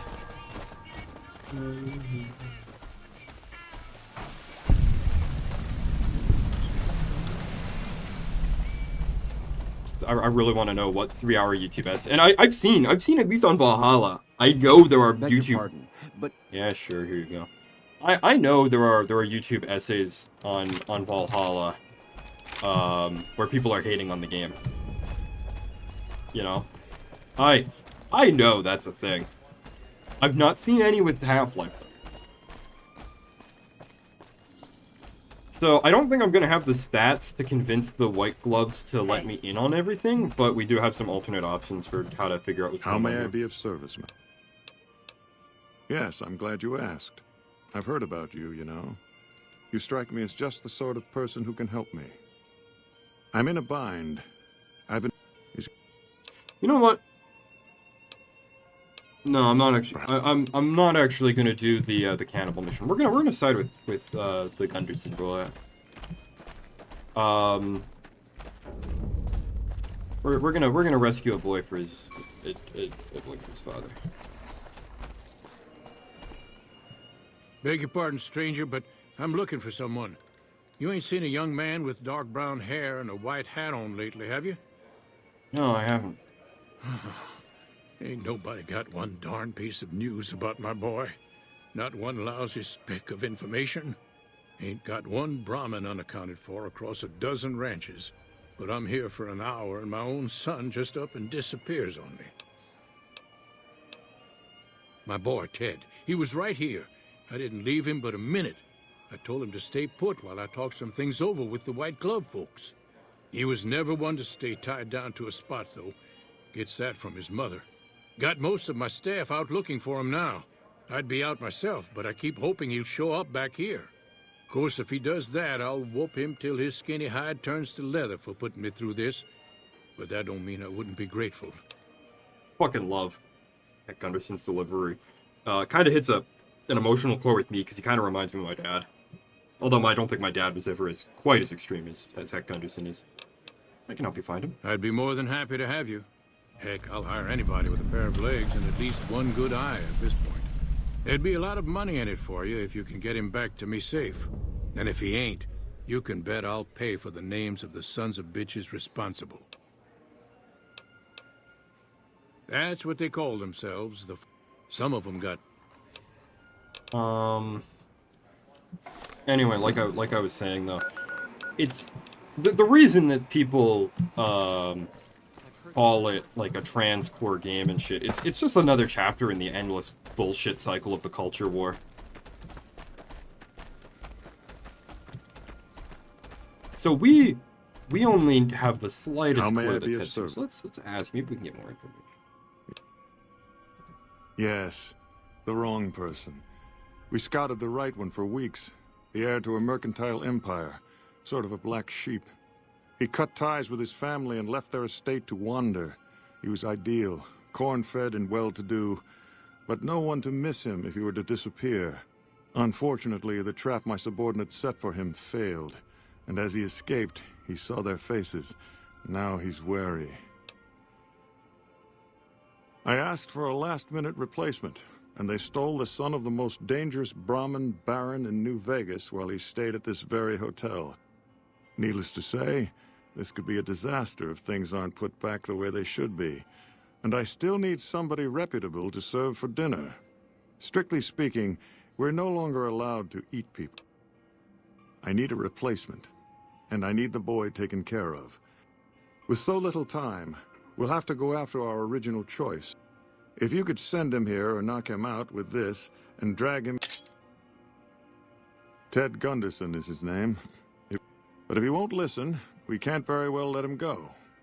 But you would need to deal with his father, heck. Perhaps... Splendid, splendid. The boy is being held in the kitchen beneath the gourmand. The elder Gunderson is staying in our penthouse. I understand he's hired securities. And our Mr. No. Everyone he meets, he tells the same story. That... Anyway. Like I was saying, it's just another bullshit cycle in the culture war. Can't... there's an old meme from, like, 2016...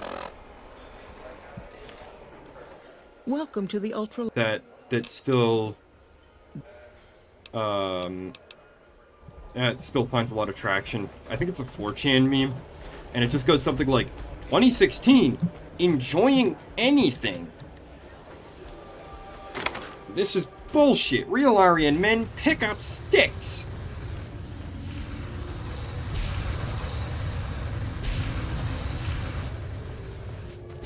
And that's just how I feel about it. People refuse to like enjoy anything because of their personal political affirmations or political agenda. Oh, don't you worry about theory. Your grandma knows how to be quiet. Like it has. You. What do you think you're doing? Water main burst upstairs. Sent me down to severe the damage. Curse it all. Your timing couldn't be more atrocious. I'm G with it. So the boy is somewhere down here. Why are you standing still? Do you think the world waits for you while you stand there drooling? Get back out there and get to work. Hang on a minute. Oh, really? So despite your filthy face and your vacant expression and your complete lack of human dignity, you're telling me you're not a server? I love this dialogue. Your predisposition towards anger suggests unresolved issues in your personal past. What kind of harebrained fucking psychobabble bullshit is that? I yell at people because I like yelling at people, and because they fucking deserve it, not because Mumsy and Daddykins didn't hug me enough. This is literally the guy I am literally performing the therapy session. Oh, I see how it is. You think because my father walked out on us when I was 5, now I have to yell at people. Or because my mother was a deranged chem fiend who regularly brought strange men home who told me to call them uncle. Or because my sisters would lock me in a shipping crate when they didn't want me around. And my brother... God, I'd forgotten about that. How could they do that to me? I can't stay here. I need to be alone. He honestly sounds like... I don't think I gave him therapy. I think I've induced a mental breakdown in this man. I don't think that was therapy. I think I've just tortured him psychologically. That is not my favorite exchange in this game. My actual favorite exchange is when you talk to Jack in Red Rock Canyon. You can do a speech check to convince him to start making, like, stem packs and, like, helpful chems. And I think he says something like, yeah, I've got to cleanse my aura. And it's, like, the most disingenuous, sarcastic. Like, I think somebody gave his voice actor the wrong direction and said, like, yeah, this is the sarcastic line you say when they fail the speech check. This is not what you say when they pass the speech check. Anyway. Hey. My daddy's gonna kill all you bastards once he finds out what you done to me. Yeah. There's one other speech check in the whole game that does that thing where instead of telling you the effect or what you need, it's Silas, the Legion prisoner in Camp McCarran. If you have high enough intelligence or high enough speech, you can convince him that Caesar has sent you as an assassin, and it doesn't tell you if you're passing the checks or not, which I think is really clever. Calm down, Tad. I'm not here to kill you. My I'm here daddy to sent get you you? out. God damn it. I almost died in here. What the hell took you so long? It's just one damn hotel. Who did this to me anyway? They hit me over the head before I got a look at them. Now here's the real rub. Do I tell them what was happening? Because the the white gloves clearly don't sanction this kind of behavior. And if I tell him, he's going to tell his dad, and then the whole strip is going to be in trouble. But if I don't tell him, then the culprits get away with it. So what matters more to my character, that justice be done or that stability be maintained on this strip?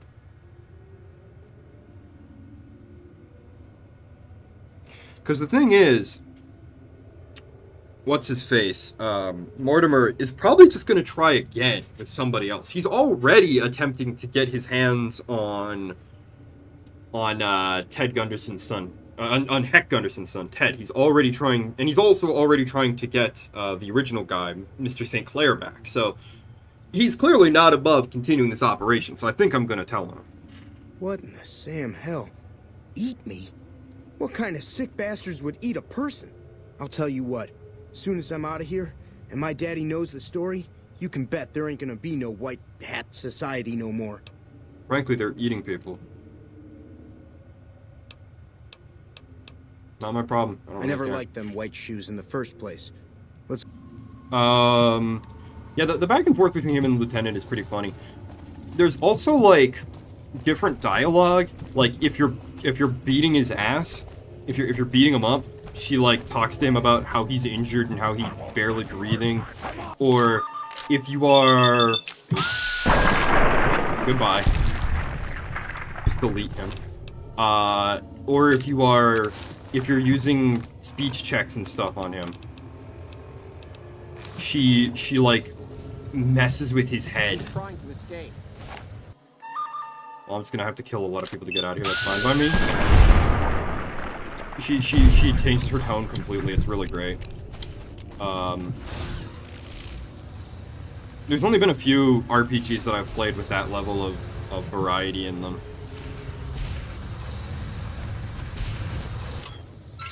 You just sneak by these dudes who are just roasting. I don't think you could do that with beef. I think it would taste like whatever accelerant is in your flamethrower if you did that. Hey. I don't even know why I put on the mask. It doesn't even look that good, honestly.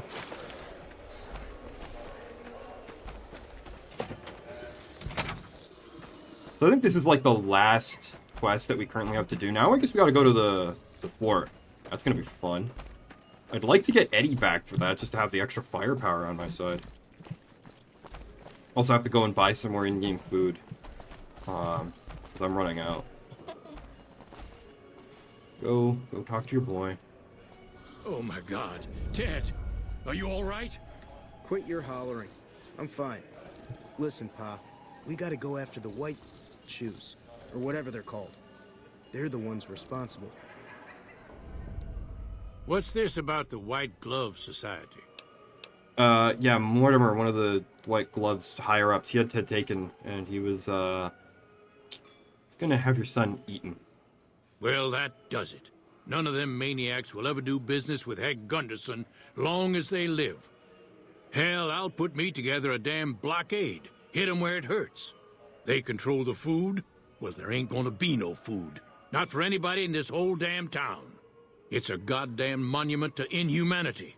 Let 'em starve. Biggest favor anyone's ever done this hellhole. The heck I don't. It's their support that gives these bastards power. They all ought to suffer for what they done. I just won't be satisfied with anything less. Wouldn't be enough. My mind's made up on this. I'm cutting off the food supply to the strip. They gotta learn their lesson the hard way, looks like. All right. Well, I promised you I'd make it worth your while. So here you are. You can frame him. If you side with the White Gloves, you can frame him for the murder of his own son. Which is, you know, horrifying. You can frame him for the murder of Ted. The RoboCop reference where the Securitron goes, "Your move, creep."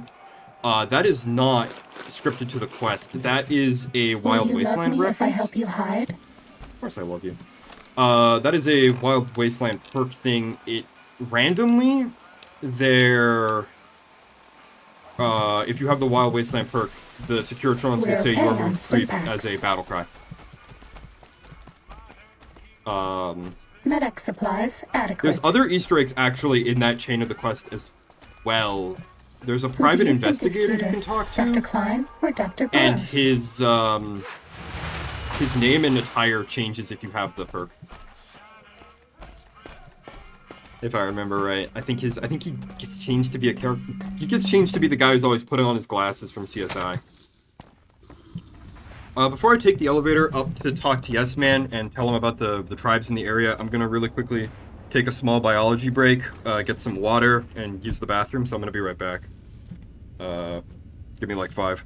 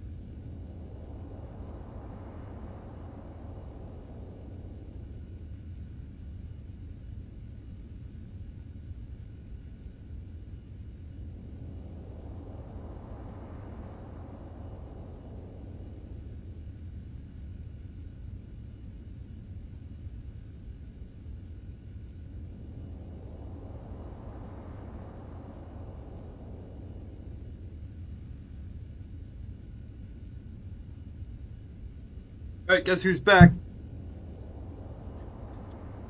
Oh, so he says a different reference too? I guess I'm wrong then. Shows you how much I actually get to play that quest, because I rarely ever do Evil Karma playthroughs of this game. Because in vanilla, it is so hard to maintain Evil Karma. Every evil NPC you kill gives you -1 karma. Every good NPC, every good NPC you kill gives you -1 karma. Every evil NPC you kill gives you like plus 1,000 karma. Like you killed 3 fiends and you're basically set to very good karma for the entire game. Hi again. The only reason I was able to get access to most of the dialogue that I got access to was because I currently have very evil karma from killing the entire Brotherhood of Steel. And I want to get back to neutral karma, damn it. It's so hard to do a neutral karma playthrough of this game unless you, like, plan out every choice you're gonna make ahead of time. Let's talk about the tribes I should get to know. Please, go on. Rumors have vowed to support me. Really? Talk about diplomatic skills. I mean, just not getting blown up was a success. Now they'll only blow up the right sorts of people. That's what matters. There is so much in this game. Down, 4 to go. Like, so much. Yeah, I visited the Great Khans at Red Rock. Dude, they don't even have beds. We don't need to worry about them. If you say so, consider them filed away under not to be discussed again. That's 2 down, 3 to go. And there's just so much in this game. It's just brimming with content. I made a video on how to find the Humble Cudgel, the hidden melee weapon, the unique melee weapon, and people keep saying, I don't know how to get to Westside, or I've never been to Westside. I didn't even know this was a town. I didn't even know the Thorn was a place. And it kind of made me want to make a video showcasing, like, the sneaky route from Good Springs to the Strip, and then turning that into, like, how to get to the Thorn and Westside, just for kind of the fuck of it. The Emeralds were plotting to destroy the Strip, so I killed the conspirators. Wow! That is amazing. You are just a hero. I am serious. That's 3 down, 2 to go. I feel like Yes Man is always so sarcastic. The White Glove Society had a cannibalism problem. It's resolved now. A cannibalism problem? Really? I'm so glad you weren't eaten. That's 4 down, just 1 to go. I destroyed the Brotherhood of Steel. You really know how to make a robot happy. Seriously, you just made my day. That accounts for all the tribes you needed to get to know. You did a super job wrapping things up, and I'm not just saying that because I have to. Here's some big news. I decoded a military radio transmission, and it turns out the NCR president, Aaron Kimball, is going to visit Hoover Dam. I guess he wants to boost the troops' morale, but according to projections Mr. House made, he has an 83.75% chance of being assassinated. Whoops. Anyway, it looks like Mr. House thought it was important to keep President Kimball alive. I think I'm on good terms with the NCI. If I ask, they might let me protect him. Great. A ranger named Graham has been placed in charge of security for the president's visit. You'll want to talk to him. Once the president is safe, there's one more thing for you to take care of. Okay. This gadget. Okay, yeah, look, I know. I gotta go. Let's go to the fort first of all, and go get the other Securitrons powered up. Okay, we might have to shoot our way into the fort. Not a problem. I like killing. Hey Lily, come on, we got fireworks to do. We got. As I was trying to say, one of the questions I have about Yes Man, in the independent ending, one of the final things Yes Man says to you is something along the lines of, I'm upgrading myself to be more assertive. And I know a lot of people think that means that he's, like, cutting ties with the Courier. Al Chestbreach, the famous Fallout New Vegas mod YouTuber, said that meant Yes Man was going to murder you. I want to know what you think. What do you think Yes Man means when he says he's going to be more assertive? Because I know what the canonical answer actually is. But it's one of those things that's not revealed in-game, ever. Oh, shit.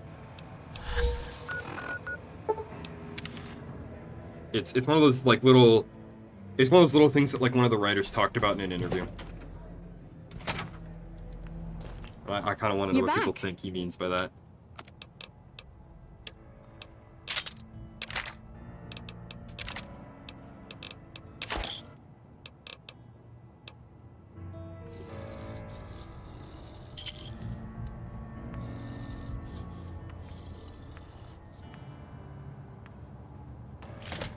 Okay, I'm gonna keep waiting. I'll let the suspense go on.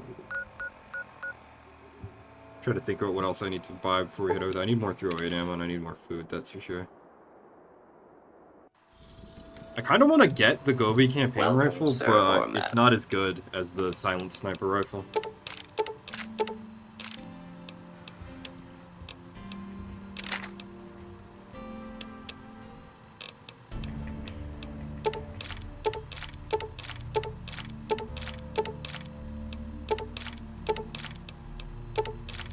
So the real secret of what Yes Man means by that, it's one of those things, again, it's only ever been revealed in an interview with one of the designers, one of the writers.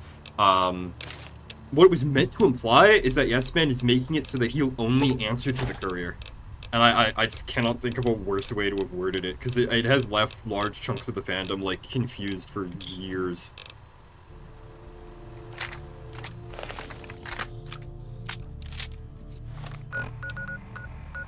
Let's go by the Grub and Vulp. We're probably going to get attacked by Legion assassins.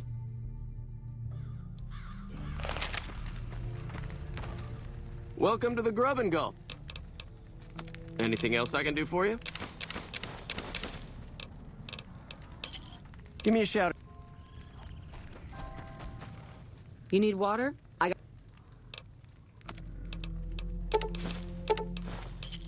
Pleasure doing... Yep, we're gonna get attacked by Legionary Assassins. Found you. Fucking hate how aggressive the Legionary Assassins are. This will only stand for a second. This is also why I almost never fast travel here, because usually the merchants get killed Time to instantly fight. because of the assassins. And then once you get one pack of Legion Assassins on you, that's it. You're set to vilified. Once you've dealt with them. I mean, at least I'll get all their shit and I'll get to sell it for a ton of money. At least there's that, I guess. 69. Nice. Sorry, I was drinking water. I was expecting that to be a kill shot. I was expecting to get a kill cam. I had water in my mouth.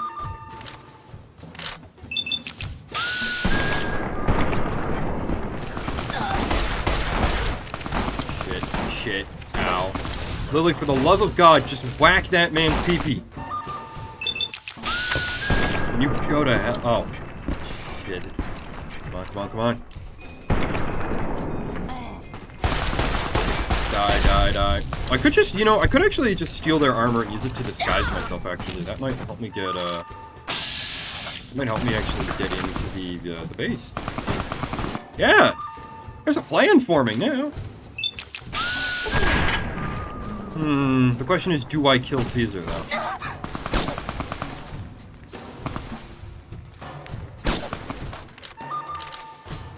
Oh, shit, Lily's down.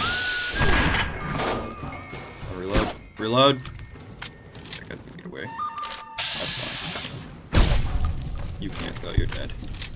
Fuck that.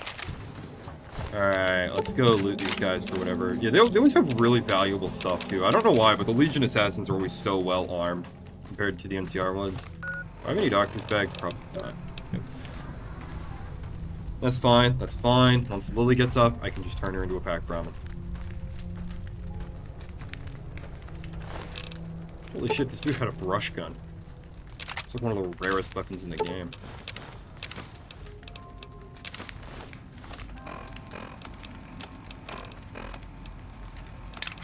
Not sure why I can use the submachine gun, but not the brush gun to repair that, but...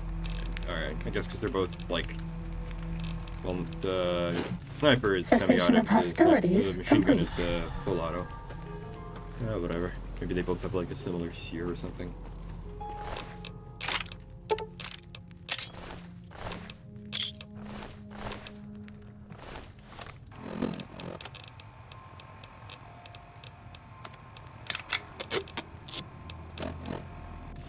You know what I want to know? What are these things on the front of his armor? Are those hubcaps or are those plates? Because that looks like a ceramic plate. I don't think a ceramic dinner plate will stop a bullet. You know. Grandma's got a present for you.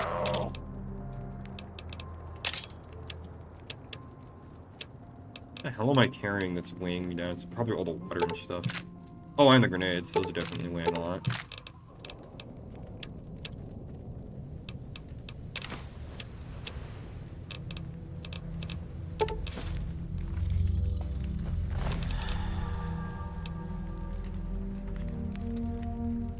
Yeah, like you see these effects, these aren't vanilla, these are added in by a mod.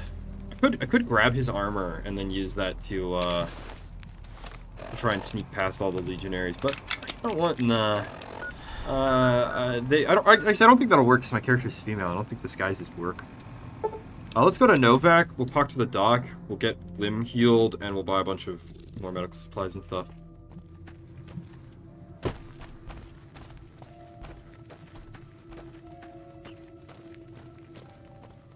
I love little details like that, though, like how the Legion hates women. Like, what can I do for you? It's faction variety, and it has an impact on the disguise mechanics and the other bits of gameplay.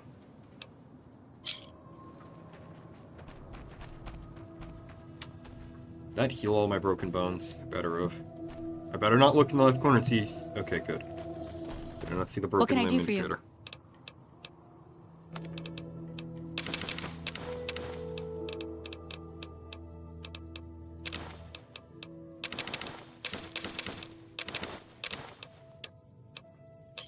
Another satis-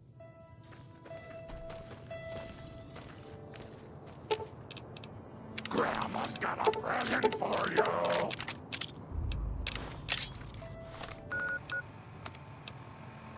It's one of those things where it's just like, I feel like so few other games have, like, What can I actually do pay for you? attention to the details as deeply as New Vegas does, and a lot of teams like it.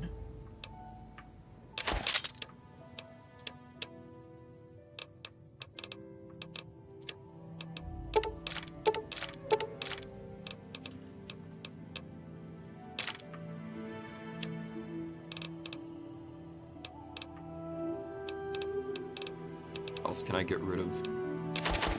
Don't need those because I'm not playing on Hearts anymore.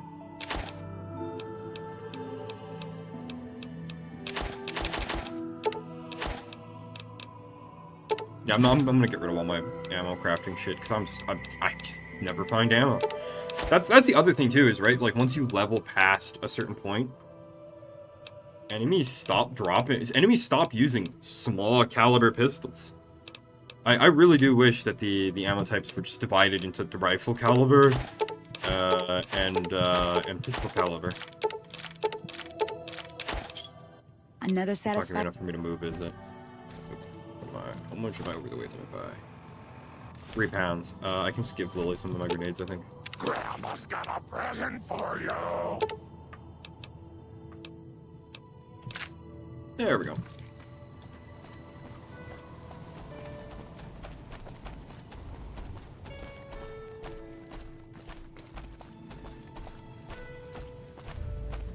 Where am I? We can get some free water in my hotel room real quick, and then we'll go over to Cliff and we'll get some more ammo. Try and get some more like AP rounds for the sniper or something.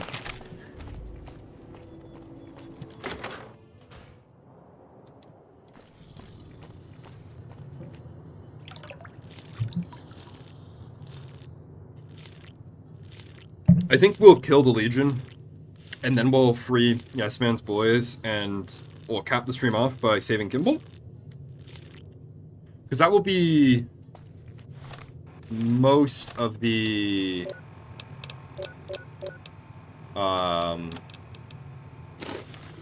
like that'll be so much stuff done this stream. It'll be so eventful, and we'll be at a nice spot to go and do maybe 1 or 2 more side quests.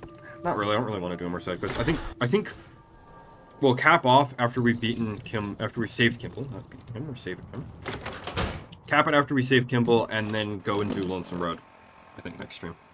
Like go and get just go and buy out like every single merchant in the goddamn universe, and then go and do Lonesome Road.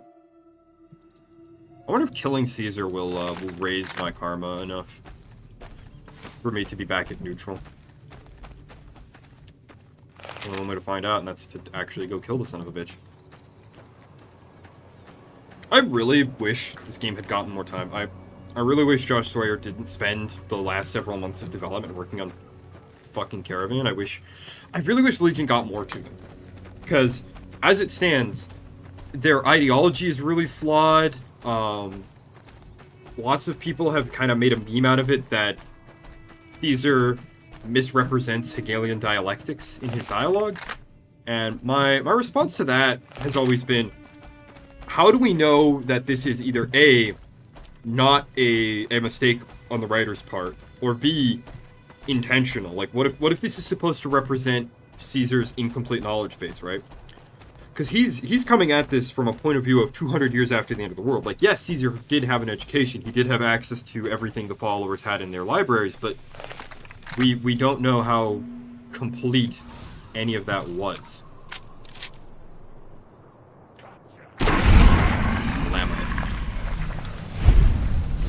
Blug out. This is a goddamn blug out. But we don't know how complete any of Caesar's knowledge was, or any of his study copies were. So like, how do we know he was really educated at all? Also, the meme of like, oh, Snuffles has a higher intelligence stat than most of the characters in the game. I don't know, man. Are we far enough over to actually be coming into Cottonwood? Yeah, we are. Okay.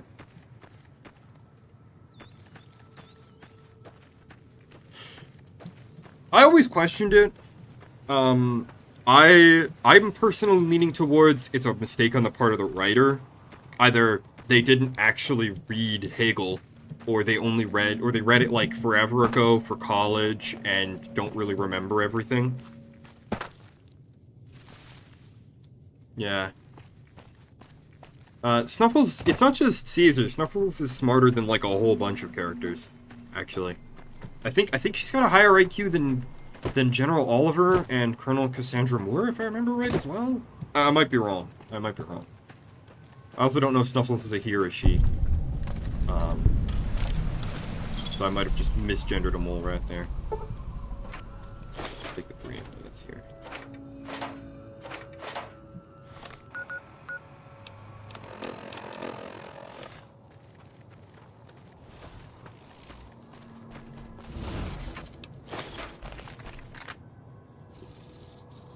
Yeah, you can't really see anything from up here. It's all just ultra low detail.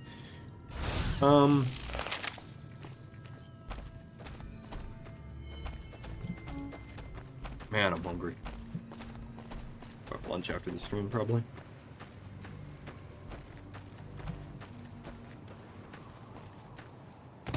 We stand Snuffles, though. Snuffles is adorable.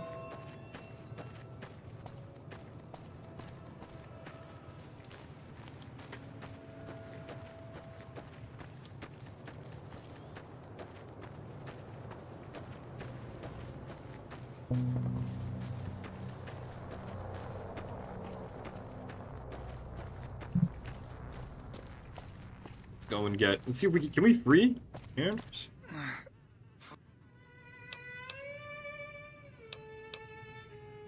All right, get out of here.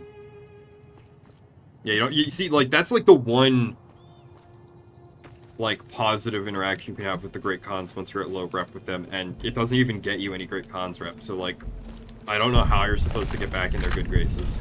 I don't think you can if you don't side with them during Boulder City Showdown or whatever it's called.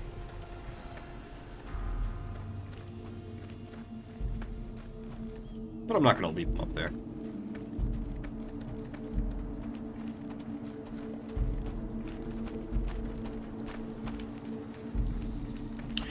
Here's another question about Fallout New Vegas' writing, okay? General Lee Oliver. The game wants to depict him as, like, really petty and stupid and, like, dumb, because he deploys the NCR Rangers inside the dam rather than putting them on the ridge to snipe at the Legion, right? But when we go to the Legion camp, we can find a howitzer, and if we talk to the Legionaries, they reveal that they want to use the reason they want the boomers' help is specifically to artillery the ridge that the NCR put snipers on last time they fought for Hoover Dam. Who do you think is cuter, Dr. Klein or Dr. Is Vulpes? General Oliver stupid and dumb, or is he actually secretly a genius? Because not only is he preempting the effectiveness of the Legion's artillery, getting them to artillery in an area where there are no infantry for them to hit, he also redeploys his troops inside the dam, and anyone who's played the Battle of Hoover Dam knows that the Legionaries have found a secret route inside the dam via old underground service tunnels. Sure, the NCR Rangers aren't going to be as effective in a close quarters melee scrum as the Legion, but if you're ever going to want to put your best troops in a place, it's going to be the place where the enemy's best troops are going to be. So is General Lee Oliver stupid, or is he actually a goddamn psychic who has predicted all of Caesar's strategy for the Battle of Hoover Dam? Personally, I lean to this being probably two different people were working on the background writing for both factions. And they didn't communicate, and they accidentally countered each other perfectly. Or perhaps General Lee is actually more competent than we realize, or than we're led to believe.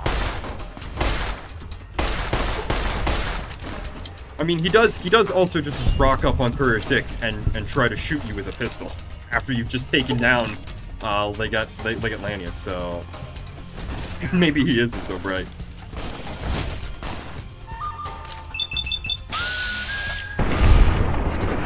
Also, talking about the battle for Hoover Dam, there is a bunch of cut content referring to the Battle of Spillway something or other. Like it's got like a numerical serial number, not really like a name. And the cut content indicates that, like, fighting for this one particular spillway of Hoover Dam was, like, really integral to its defense.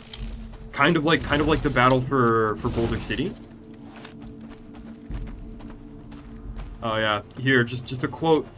Just a quote from Monty Python. You know? Haha, recognize Monty Python and laugh. I hate This one reference looks humor, pretty man. tough. Oh Jesus. Not how many bullets did you put in my chest? Holy.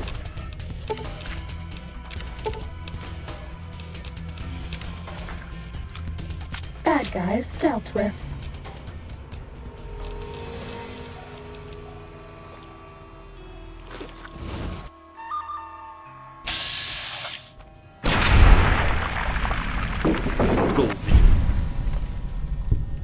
Ready? Steady. Miss all of those. Oh, that. Oh! Oh, that was awesome. I have to ask: is General Lee like actually secretly a fucking genius or not?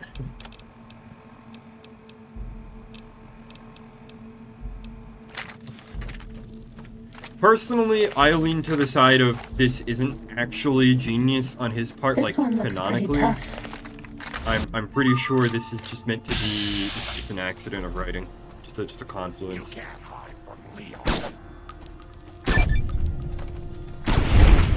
Why is Anders following me? Oh, whatever, I don't care.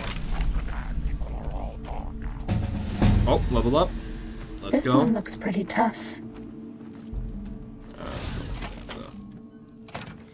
Hey, what's poppin', player? Say goodbye to your head.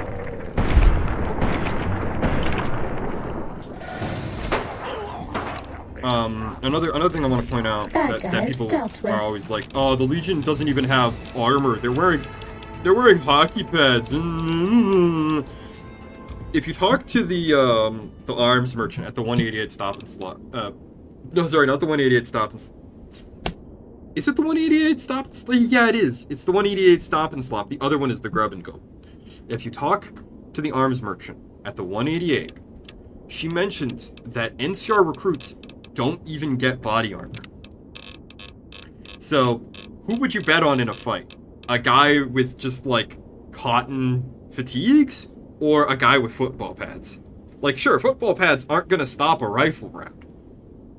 But I'm just saying. I don't know why you would ever take this perk. That might be good for explosives, actually. No. Definitely gonna take this one. Or we could take Grim Reaper Sprint. Solar powered or Grim Reaper, because the regen from solar powered isn't very good. But being able to fast travel while I'm carrying tons of equipment. Also having, oh no, you don't get bonus endurance, you get bonus strength. Well, let's roll a dice. Let's roll a d2. That's 3, so we're gonna go with the lower down perk, which is Grim Reaper Sprint. Usually when I like have a decision like that's usually what I do. And I always jokingly refer to that as rolling a d2 because it's a binary, right? It's either one or the other. It's no longer 6-sided or 6 possible. Thanks for getting me down from that cross. Yeah, go away. Time to fight. Yeah. More of you guys, eh?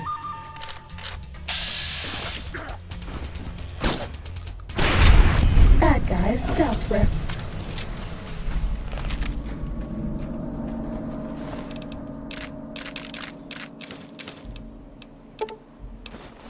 I mean, perks don't really matter so much in New Vegas. Some of them are really good. Like the ones that boost your chance to hit in VATS are really good. Bloody Mess is hilariously fun. Iron Belly can be really good if you're doing a Please, ma'am, take hardcore pity on us. hardcore mode playthrough, especially if you're not doing fast travel. Like if you're doing a no fast travel hardcore mode playthrough and you need to drink water all the time, you may only have access to irradiated sources. So Lead Belly becomes a really good perk. Thank you. I don't think we'll ever be able to repay you, but we'll do our best one day, once I found a place to settle. Just scram. Get out of here. Oh, I don't even get positive karma for freeing them. Hello. Man. I'm kind of disappointed I don't even get positive karma for that. I was kind of banking on it. Because I, you know, I want to be at neutral karma when I misbeat the game. Because you almost never get to see the neutral karma ending slides. They're so hard to get. I was really hoping to get them. Really hoping. I wonder what's in that little building. I'm gonna go in there real quick. I don't think I've ever been in there. I'll take your money. Why not? What's in here? I don't know. Parkour. Ah, it's locked. Oh. Okay, whatever. I like how there's no, like, oars or, like, motor or any visible means of powering this thing. You just walk to the end and, I guess, touch it. Uh-oh.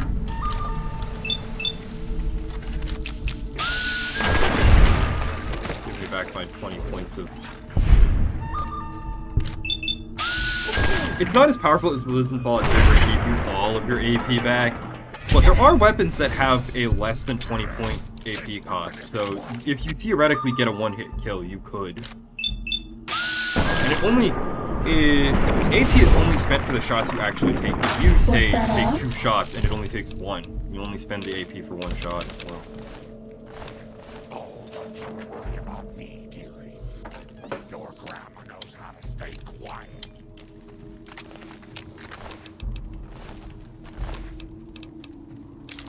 Do you think's in the weapons footlocker? Do you think anything's in there? I bet not. Nope. Yeah, there's probably only stuff in there if you agree to surrender.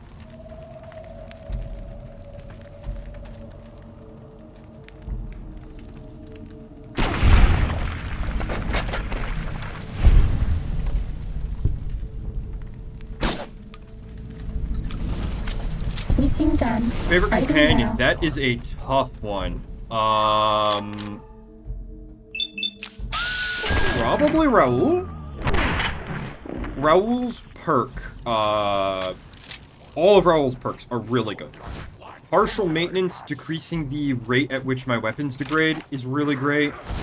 Full maintenance is even better. Where the hell did that other guy go? Where'd that merchant go? Did he just teleport?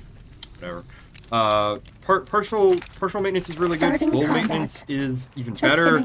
Raoul's cowboy costume is one of the sickest fits in the history of New Vegas, and I absolutely love Danny Trejo's performance as him. I think there's something down this tunnel.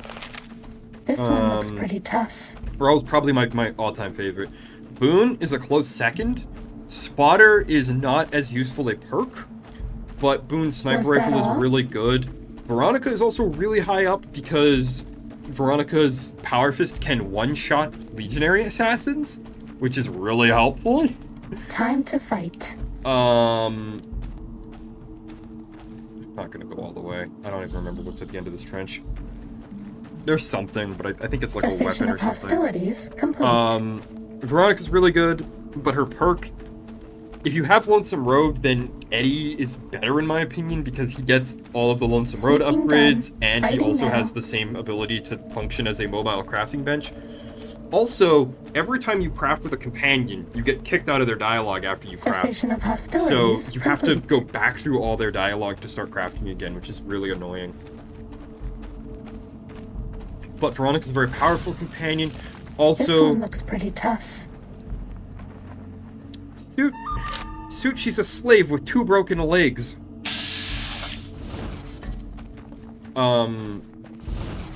Yeah, so Veronica's really good. She also gets you free access to the Brotherhood, which is really good if you're not playing a speech character. And you're just trying to get up in there.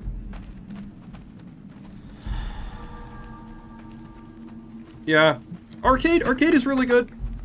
His story's really good. His dialogue is really funny. Steady.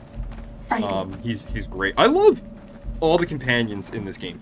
I really do. They're all a lot of fun. Bad guys. One of my sort of complaints with fans of these games and mods is companion romance. I think is almost universally a terrible idea. Like, Boone is incredibly traumatized, right? And how you get his companion quest, you make him relive his PTSD and trauma. Right? That's not a foundation for a good romance, and his character is better for it, for not being romantically interested in the courier, for being just kind of a professional friend or associate of the courier. Garana in Skyrim is another fantastic example. I know so many people who are like, oh, my waifu, oh, I love her, and you can hear them, you know, jacking off under the desk. But, like, again, she's a really traumatized person at the end of the day. And I just feel like her character is stronger for rejecting those romantic ties with the player. Don't tell me my game fucking crashed. Oh, no, we made it. We're balling. We aren't gonna crash. We're gonna live forever. Let's go.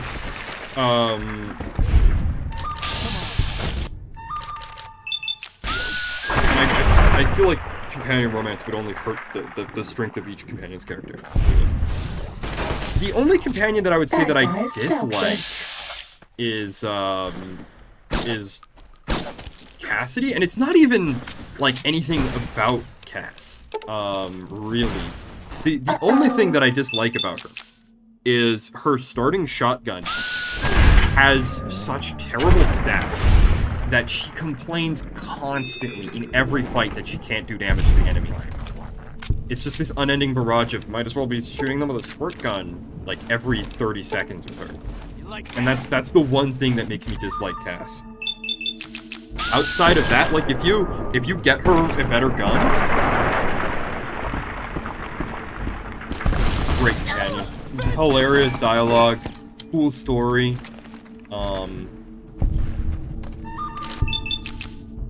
no complaints.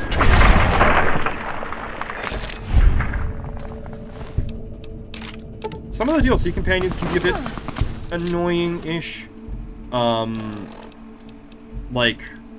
Like the way Follows Chalk and Waking Cloud just kind of force their way into your playthrough when you're doing Honest Hearts is a little annoying, but like, they're still great, lovable characters with lots of personality and memorable dialogue, you know?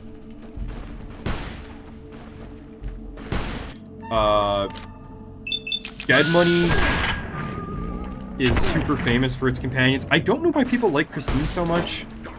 Like, people really like Christine. And I'm not saying Christine is bad, or that you should dislike her or anything. I just don't see it, is all. I just don't understand it.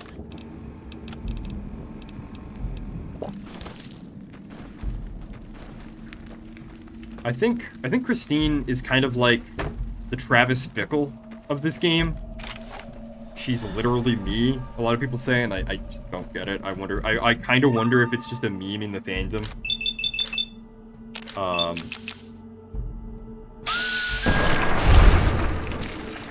Yeah, Fallen's Chalk is pretty great. Like again, he's got a great personality, and it's really enjoyable to play the game with him by your side. I do feel that taking him to the Mojave might kind of rob his companion quest a little bit, because the thing is, you don't know how he's going to react to civilization. You only know what you know of civilization. You have to... What? No! What? Give it back! Oh, no. It's the fast travel marker mod. The fast travel marker mod has tripped and has somehow taken away all of my equipment. I can't assassinate Caesar Without my kit? What about my stem packs? Those, oh man, everything. Shit. Okay, okay. Well, we're just not gonna assassinate Caesar then.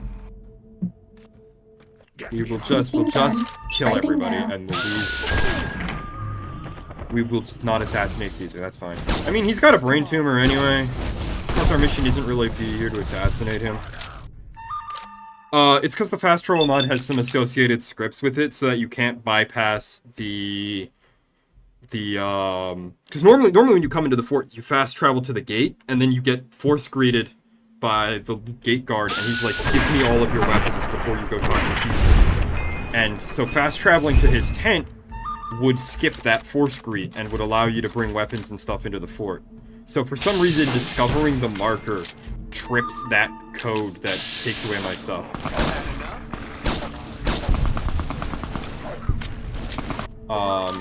Because I have a mod that adds like convenient fast travel markers, so it lets me fast travel to Caesar's tent, the Lucky 38. Lets me fast travel inside of Camp McCarran rather than just fast traveling to the wasteland into the gate. Lets me fast travel to each of the casinos on the strip. Lets me fast travel directly to the Old Mormon Fort. It's a really nice mod, but I guess it's just got a big bug in it. Whoops.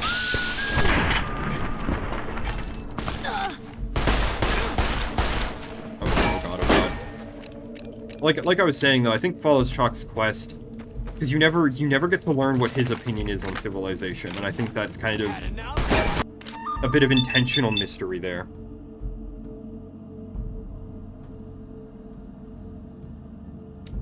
Oh, I don't mind yapping. Don't apologize.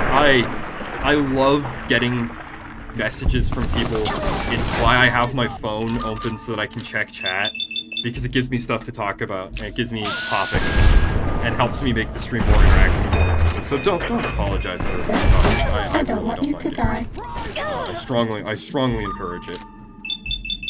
I'm actually not against both styles existing. I kind of prefer the Fallout 4 style because it makes power armor feel like I'm a big believer in vibes-based game balance, where it's not necessarily about how good an item is, it's about how the item makes you feel, right? And power armor makes me feel like a badass tank in Fallout 4. My only real complaint with it is I don't like that power armor training is no longer a thing in canon. Because the NCR being unable to use power armor is kind of like a big plot point in Fallout New Vegas. It's one of those things where it's like being able to use power armor, it indicates a lot about a character, right? It tells you like they're either former Brotherhood or former Enclave.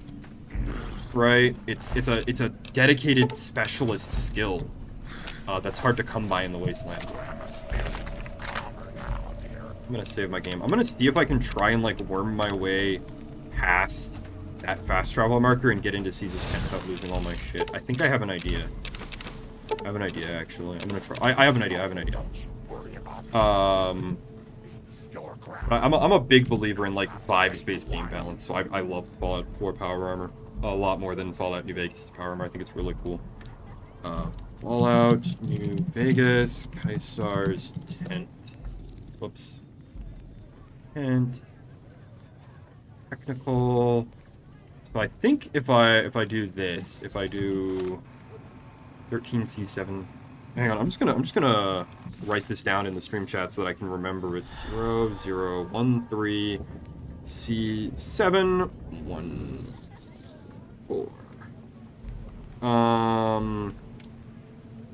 COC? Is that the right command? 0013 C714.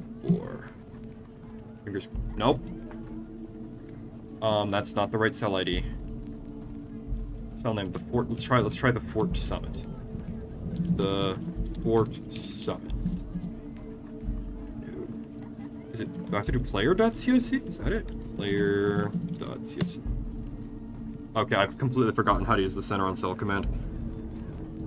Yeah, as a war veteran, it's still kind of annoying when I got my first power and it's before just, yeah. I kind of wanted to try Titans of the West, but I'm not sure how to install it. I might try it at some point in the future. New Vegas center on cell command. COC cell ID. Okay, so it should just be COC before. What if it's just like?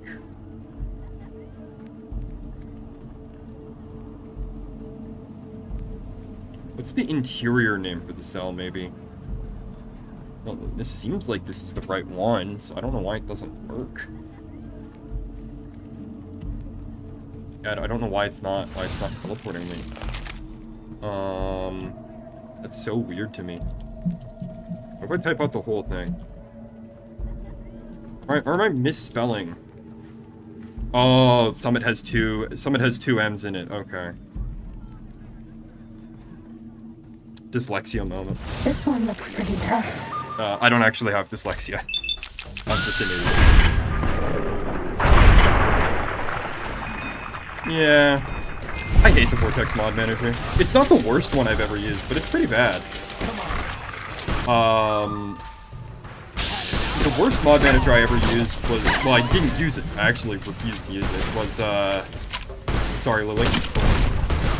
The worst mod manager I've ever seen was for...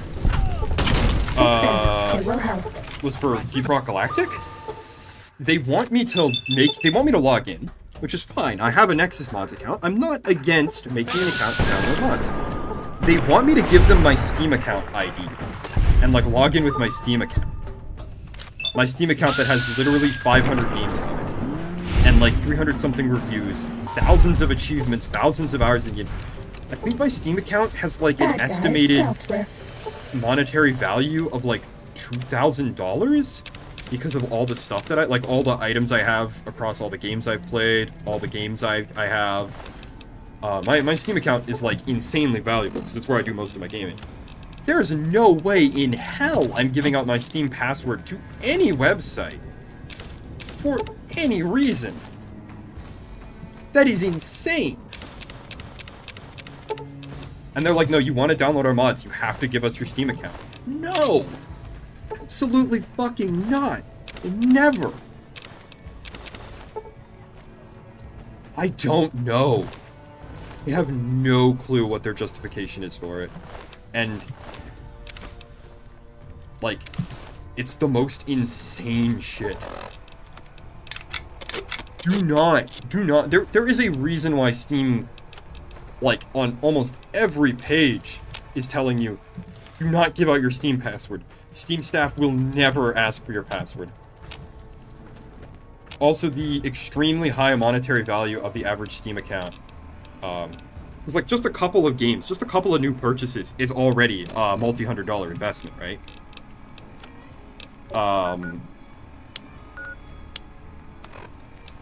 There's a reason why Steam is super skittish about banning people, because Steam accounts are extremely expensive.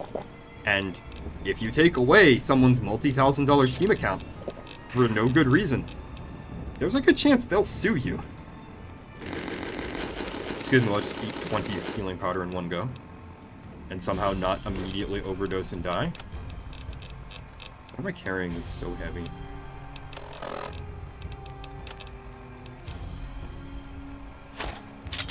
There we go.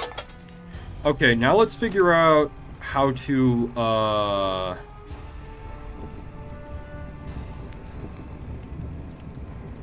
Fort Main Gate, Fort Rear, Fortification Hill, Weather Station, Securitrons. Let's try the Fort Rear and see where that gets me. COC, the Fort Rear. Where does that take me? Oh, hey, this is exactly where I want it to be. Fantastic. Yeah, so I'm just gonna try and give the tent a wide berth to not trip that lot. That's why I love the dev console, by the way. That's why I hate playing Fallout 4 in in survival mode. Because if I need to fix a bug like that, if I need to do some creative workaround to get around a glitch, I can't open the dev console.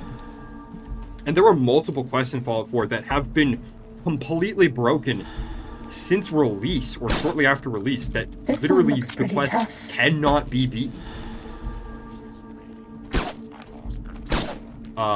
Drinking Buddies quest, for an example, famously. I made a video shortly after Fallout 4 came out showing people how to fix a bug where your companions become unmovable. And not only is that, like, consistently one of my most popular videos on this channel because it's a bug that people are still looking up, not only do I still get comments on the, like, 10-year-old Steam thread I made discussing the bug where people are still encountering it, but, like, the most common comment I get on the YouTube video is, damn, this solution doesn't work for me because I'm on console or I'm playing in survival mode and I can't use the dev console.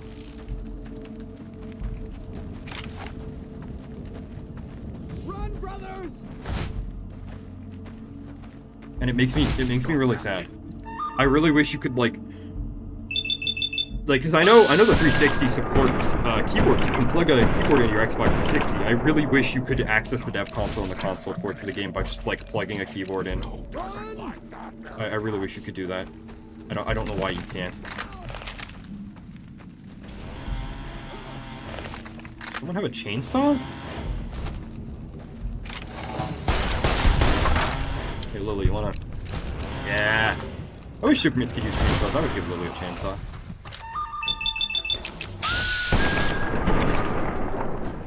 Yeah, I have no mods for Deep Rock because I'm not giving out my Steam password to a sketchy website. Bad guys, don't Modding worry. Lethal Company was also a pain in the ass. I don't understand when your game is as successful as Lethal. I get why there's no Steam Workshop support for it because Fighting now. Lethal Company runs on Unity and is reliant on a third-party mod to inject code into the game to get mods to run. Why wouldn't you just pay the guys, like, a licensing fee so that you could have Steam Workshop support? When your game is, you know, one of the most successful games on Steam. One of the most successful indie games of all time. I don't know why you wouldn't just pay them why you wouldn't just pay them some royalties and use their, shit. I got stuck. We're gonna do this. This one looks pretty tough. Also, most Lethal Company mods suck, in my opinion. Because I think most of them have a balance. Like, there's no tension in being able to do 100 million runs because your quota, your excess profit from each quota keeps carrying over towards the next quota. You know, that kind of destroys the whole vibe of impossible to meet quotas that you keep getting. It's one of those things, like I mentioned earlier when I was talking about Stalker and Dead Rising, where the fans change one little thing and the entire tone and gameplay loop of the whole game is ruined forever.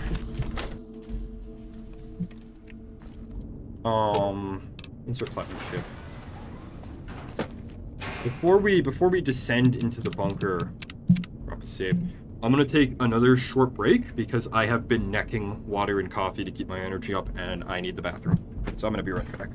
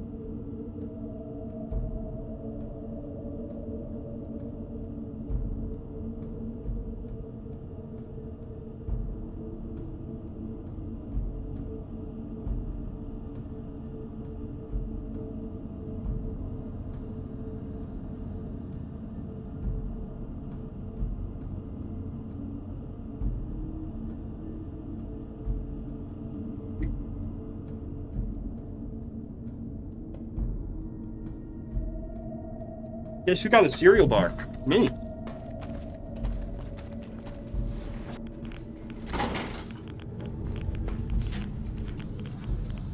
Oh yeah, we can't talk to you Iceman through this terminal for some reason.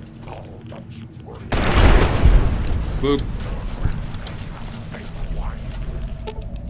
Grandma's got a present for you. The plat. Did I sell it? I must have sold the pulse mine. Oh, there's pulse grenades I can get here, so we'll be okay. Take some rad axe though. 1, 2, 3, 4. Now let's keep on moving on. Oh yeah, stealth play. Wow, 2-hit plasma grenades. Wow. Okay, nothing. Pulse grenades. There we go. I don't think I have the science to hack a single terminal in this damn place, so we're not gonna bother. I'm not a big fan of a lot of mods for a lot of games because I just find that a lot of them are made by people who don't understand game design and don't like it's like, oh, we changed this thing to be like impossibly hard or so easy the game's no longer worth playing, you know?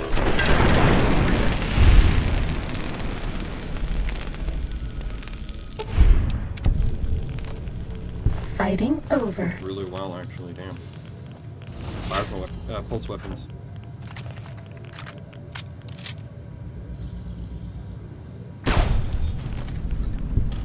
Sneaking done. Fighting now.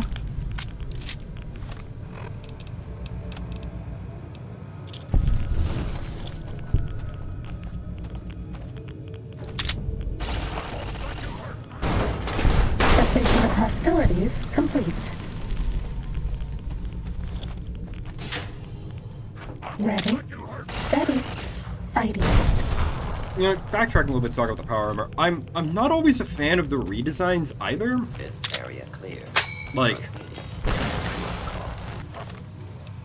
they're not terrible or anything, but I don't know. They some of them. I don't like the T60 design. I don't know what the lore is for T60. I don't know if it's like, oh, this always existed since the war, it just never appeared before this Cessation game, of hostilities or if it's supposed complete. to be something that the Brotherhood like invented. Because I always thought it was supposed to be something the Brotherhood did. Although why it then spawns in like random locations. I'm not gonna hold it against Bethesda that like lore items spawn in random spots. Retconning Jet so that it's a pre-worked down was stupid. But I'm not gonna immediately go and shit in my pants over every single like random inventory, random item trade.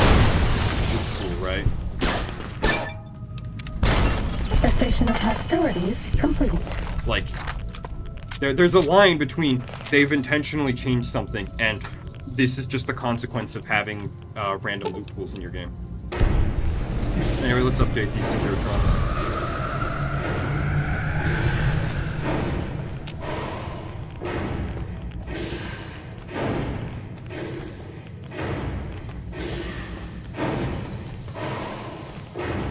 Yeah, as my understanding was the same thing, that it was like the Brotherhood's version of the Enclave's Advanced Power Armor, or the XO1.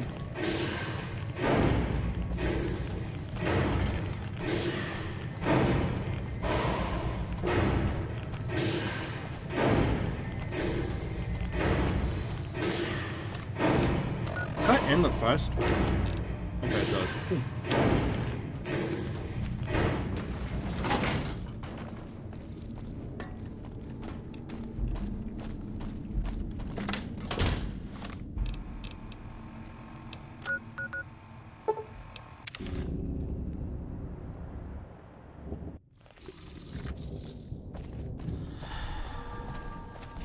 So I think we'll do this quest, and then that'll be the end of the stream. And next stream will probably be Lonesome Road. So we've only got like 2 or 3 more streams after. Probably Lonesome Road, and then the battle for Hoover Dam. We've got a lot to do to prepare for the This is president's probably my visit. plan. Not much time. Are you ready? So I want to move on to some other games.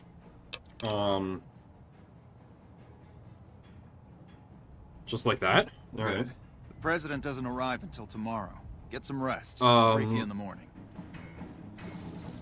I want to move on to some other games. I held a poll a couple weeks back asking what game I should do next, and the winner was Quake.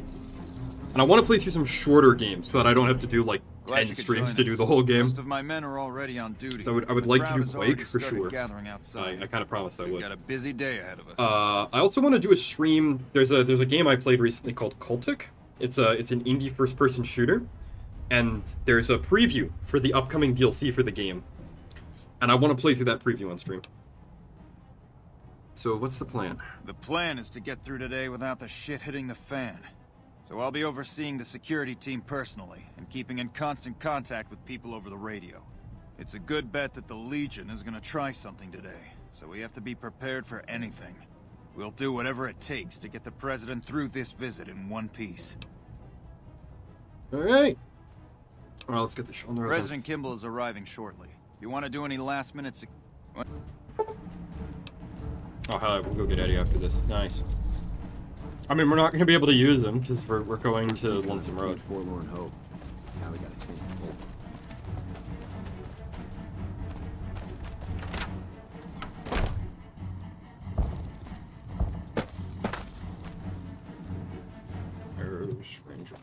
We have to wait for him to come outside.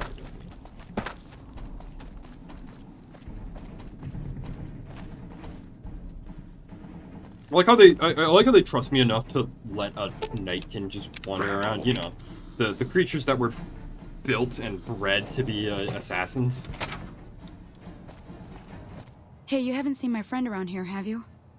His name is Ben, and he's an engineer. We were supposed to meet up so we can watch the... He isn't. I already checked... Wish I could have been there to see Caesar die. What an asshole.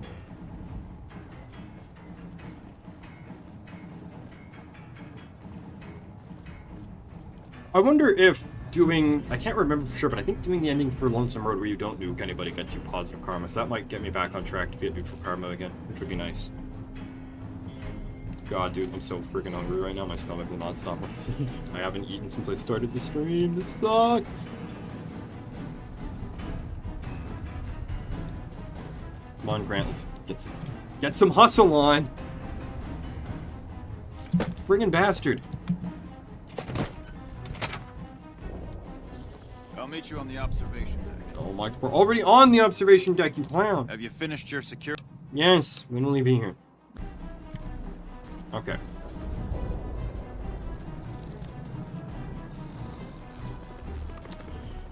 Fun fact, you know what the canonical name for Aaron Kimball's vertebrate is?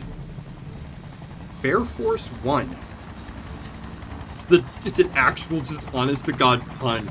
And I'm not even sure if the concept of Air Force 1 would survive the nuclear apocalypse.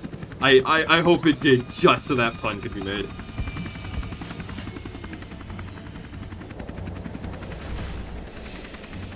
So if I remember right, that sniper's gonna try and take a pot shot at him. And there's a bomb on the plane. And that's all I remember. You know, it occurs to me, actually, there is another interesting topic I can talk about. Apparently YouTube is, like, violating the First and Second Amendment. They're trying to restrict what so-called gun tube YouTube channels could say. And so, like, they're basically making it completely impossible to discuss the functions of a gun from a mechanical standpoint. And, like, you'd think that wouldn't be a problem for guys like me, but the terms aren't in writing anywhere. Only engineers and all. No one can go upstairs. Excuse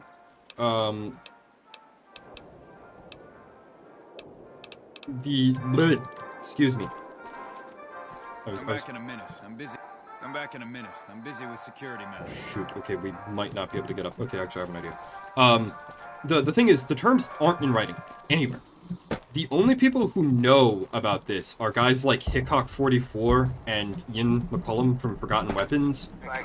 Guys who are, like, being told in sketchy backroom meetings by YouTube. Monsters have stealth suits too. By YouTube staff? Shut up, Kimball. I'm trying to talk to my fans.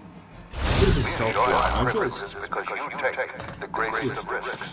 and are prepared to make the most noble sacrifices. It is because of men and women like Private First Class, Jeremy Watson, that Nevada and the new California Republic remain free. Just gonna settings, audio. There we go. Just so I can talk for a little bit while we're getting through this, because you don't need to hear all of Kimball's speech. You probably heard it all a million times before, and I want to keep talking anyway. The terms are only being dictated to these massive channels in private, so there's nothing in writing, nothing is actually known by anybody. And the terms are so vague and ill-defined that I'm kind of scared that it will affect gaming channels like mine. Because if I go to discuss a fictional firearm,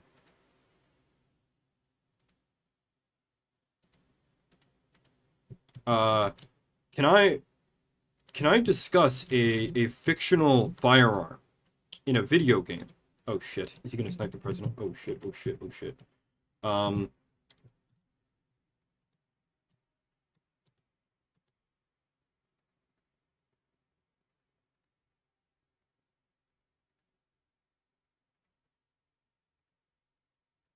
Okay, there we go.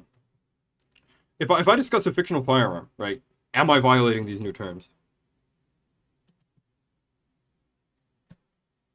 Yeah, Raul's great. I love him. His old man persona is great. The other scary thing is, of course, YouTube is only talking about this in private with big channels, right? Guys who've been on the site for decades, who have millions of views.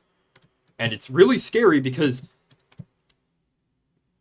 I think this is their way of, like, testing the waters and seeing what they can get away with. And seeing gauging how people will react.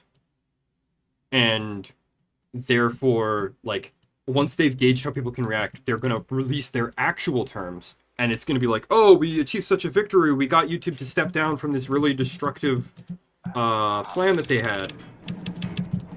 And in reality, nothing has changed. They're still doing exactly what they planned to do. Sometimes we take those privileges for granted that our forebears fought so hard to achieve. We must always remember that wherever Californians stand, we carry our principles with us. Equal respect, representation, and protection under the laws of a just republic. This was the same fire that burned in the heart of the old world. I'll talk a little bit more once we're past We are the heirs of that this hard civilization. and I don't want to shout or peek my mic out. It's hard to hear myself. Into the darkness of this wasted land. When the Republic called on the men and women of California to carry that fire across the Mojave, Jeremy Watson answered. You answered. Together you carried the weight. And when PFC Watson's platoon came under attack at Forlorn Hope, he took the greatest risk.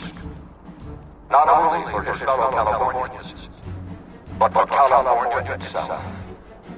He was prepared to make the most noble of sacrifices to defend the principles of our republic, even here, on Nevada soil. His actions are a beacon to all of us who stand here today in tribute to his valor.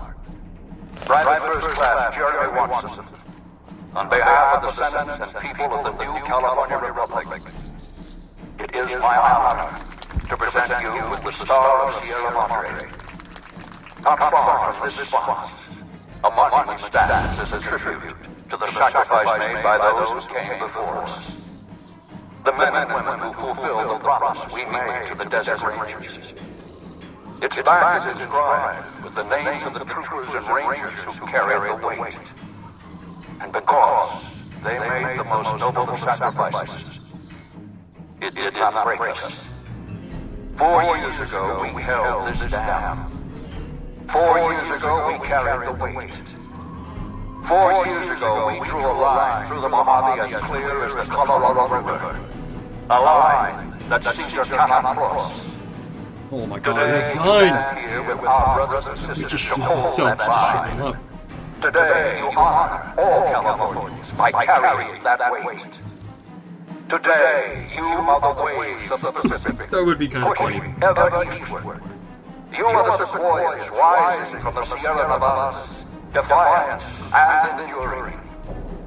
You are the great western light of California, torchbearers in the darkness, living reminders of all that is best in our republic. Thank you. Yeah. Oh no, his speech is really well written and like really well acted. What the hell are you waiting for? I want to get shot up. Like it's really good. It's just kind of annoying when you've played the game as much as I have and you have to sit through this every time. I mean, I could just radio it in, but I also don't want to cut him off because it doesn't feel like... It feels like it goes against the roleplay ethos of the character I'm playing. In a way, if that makes any sense.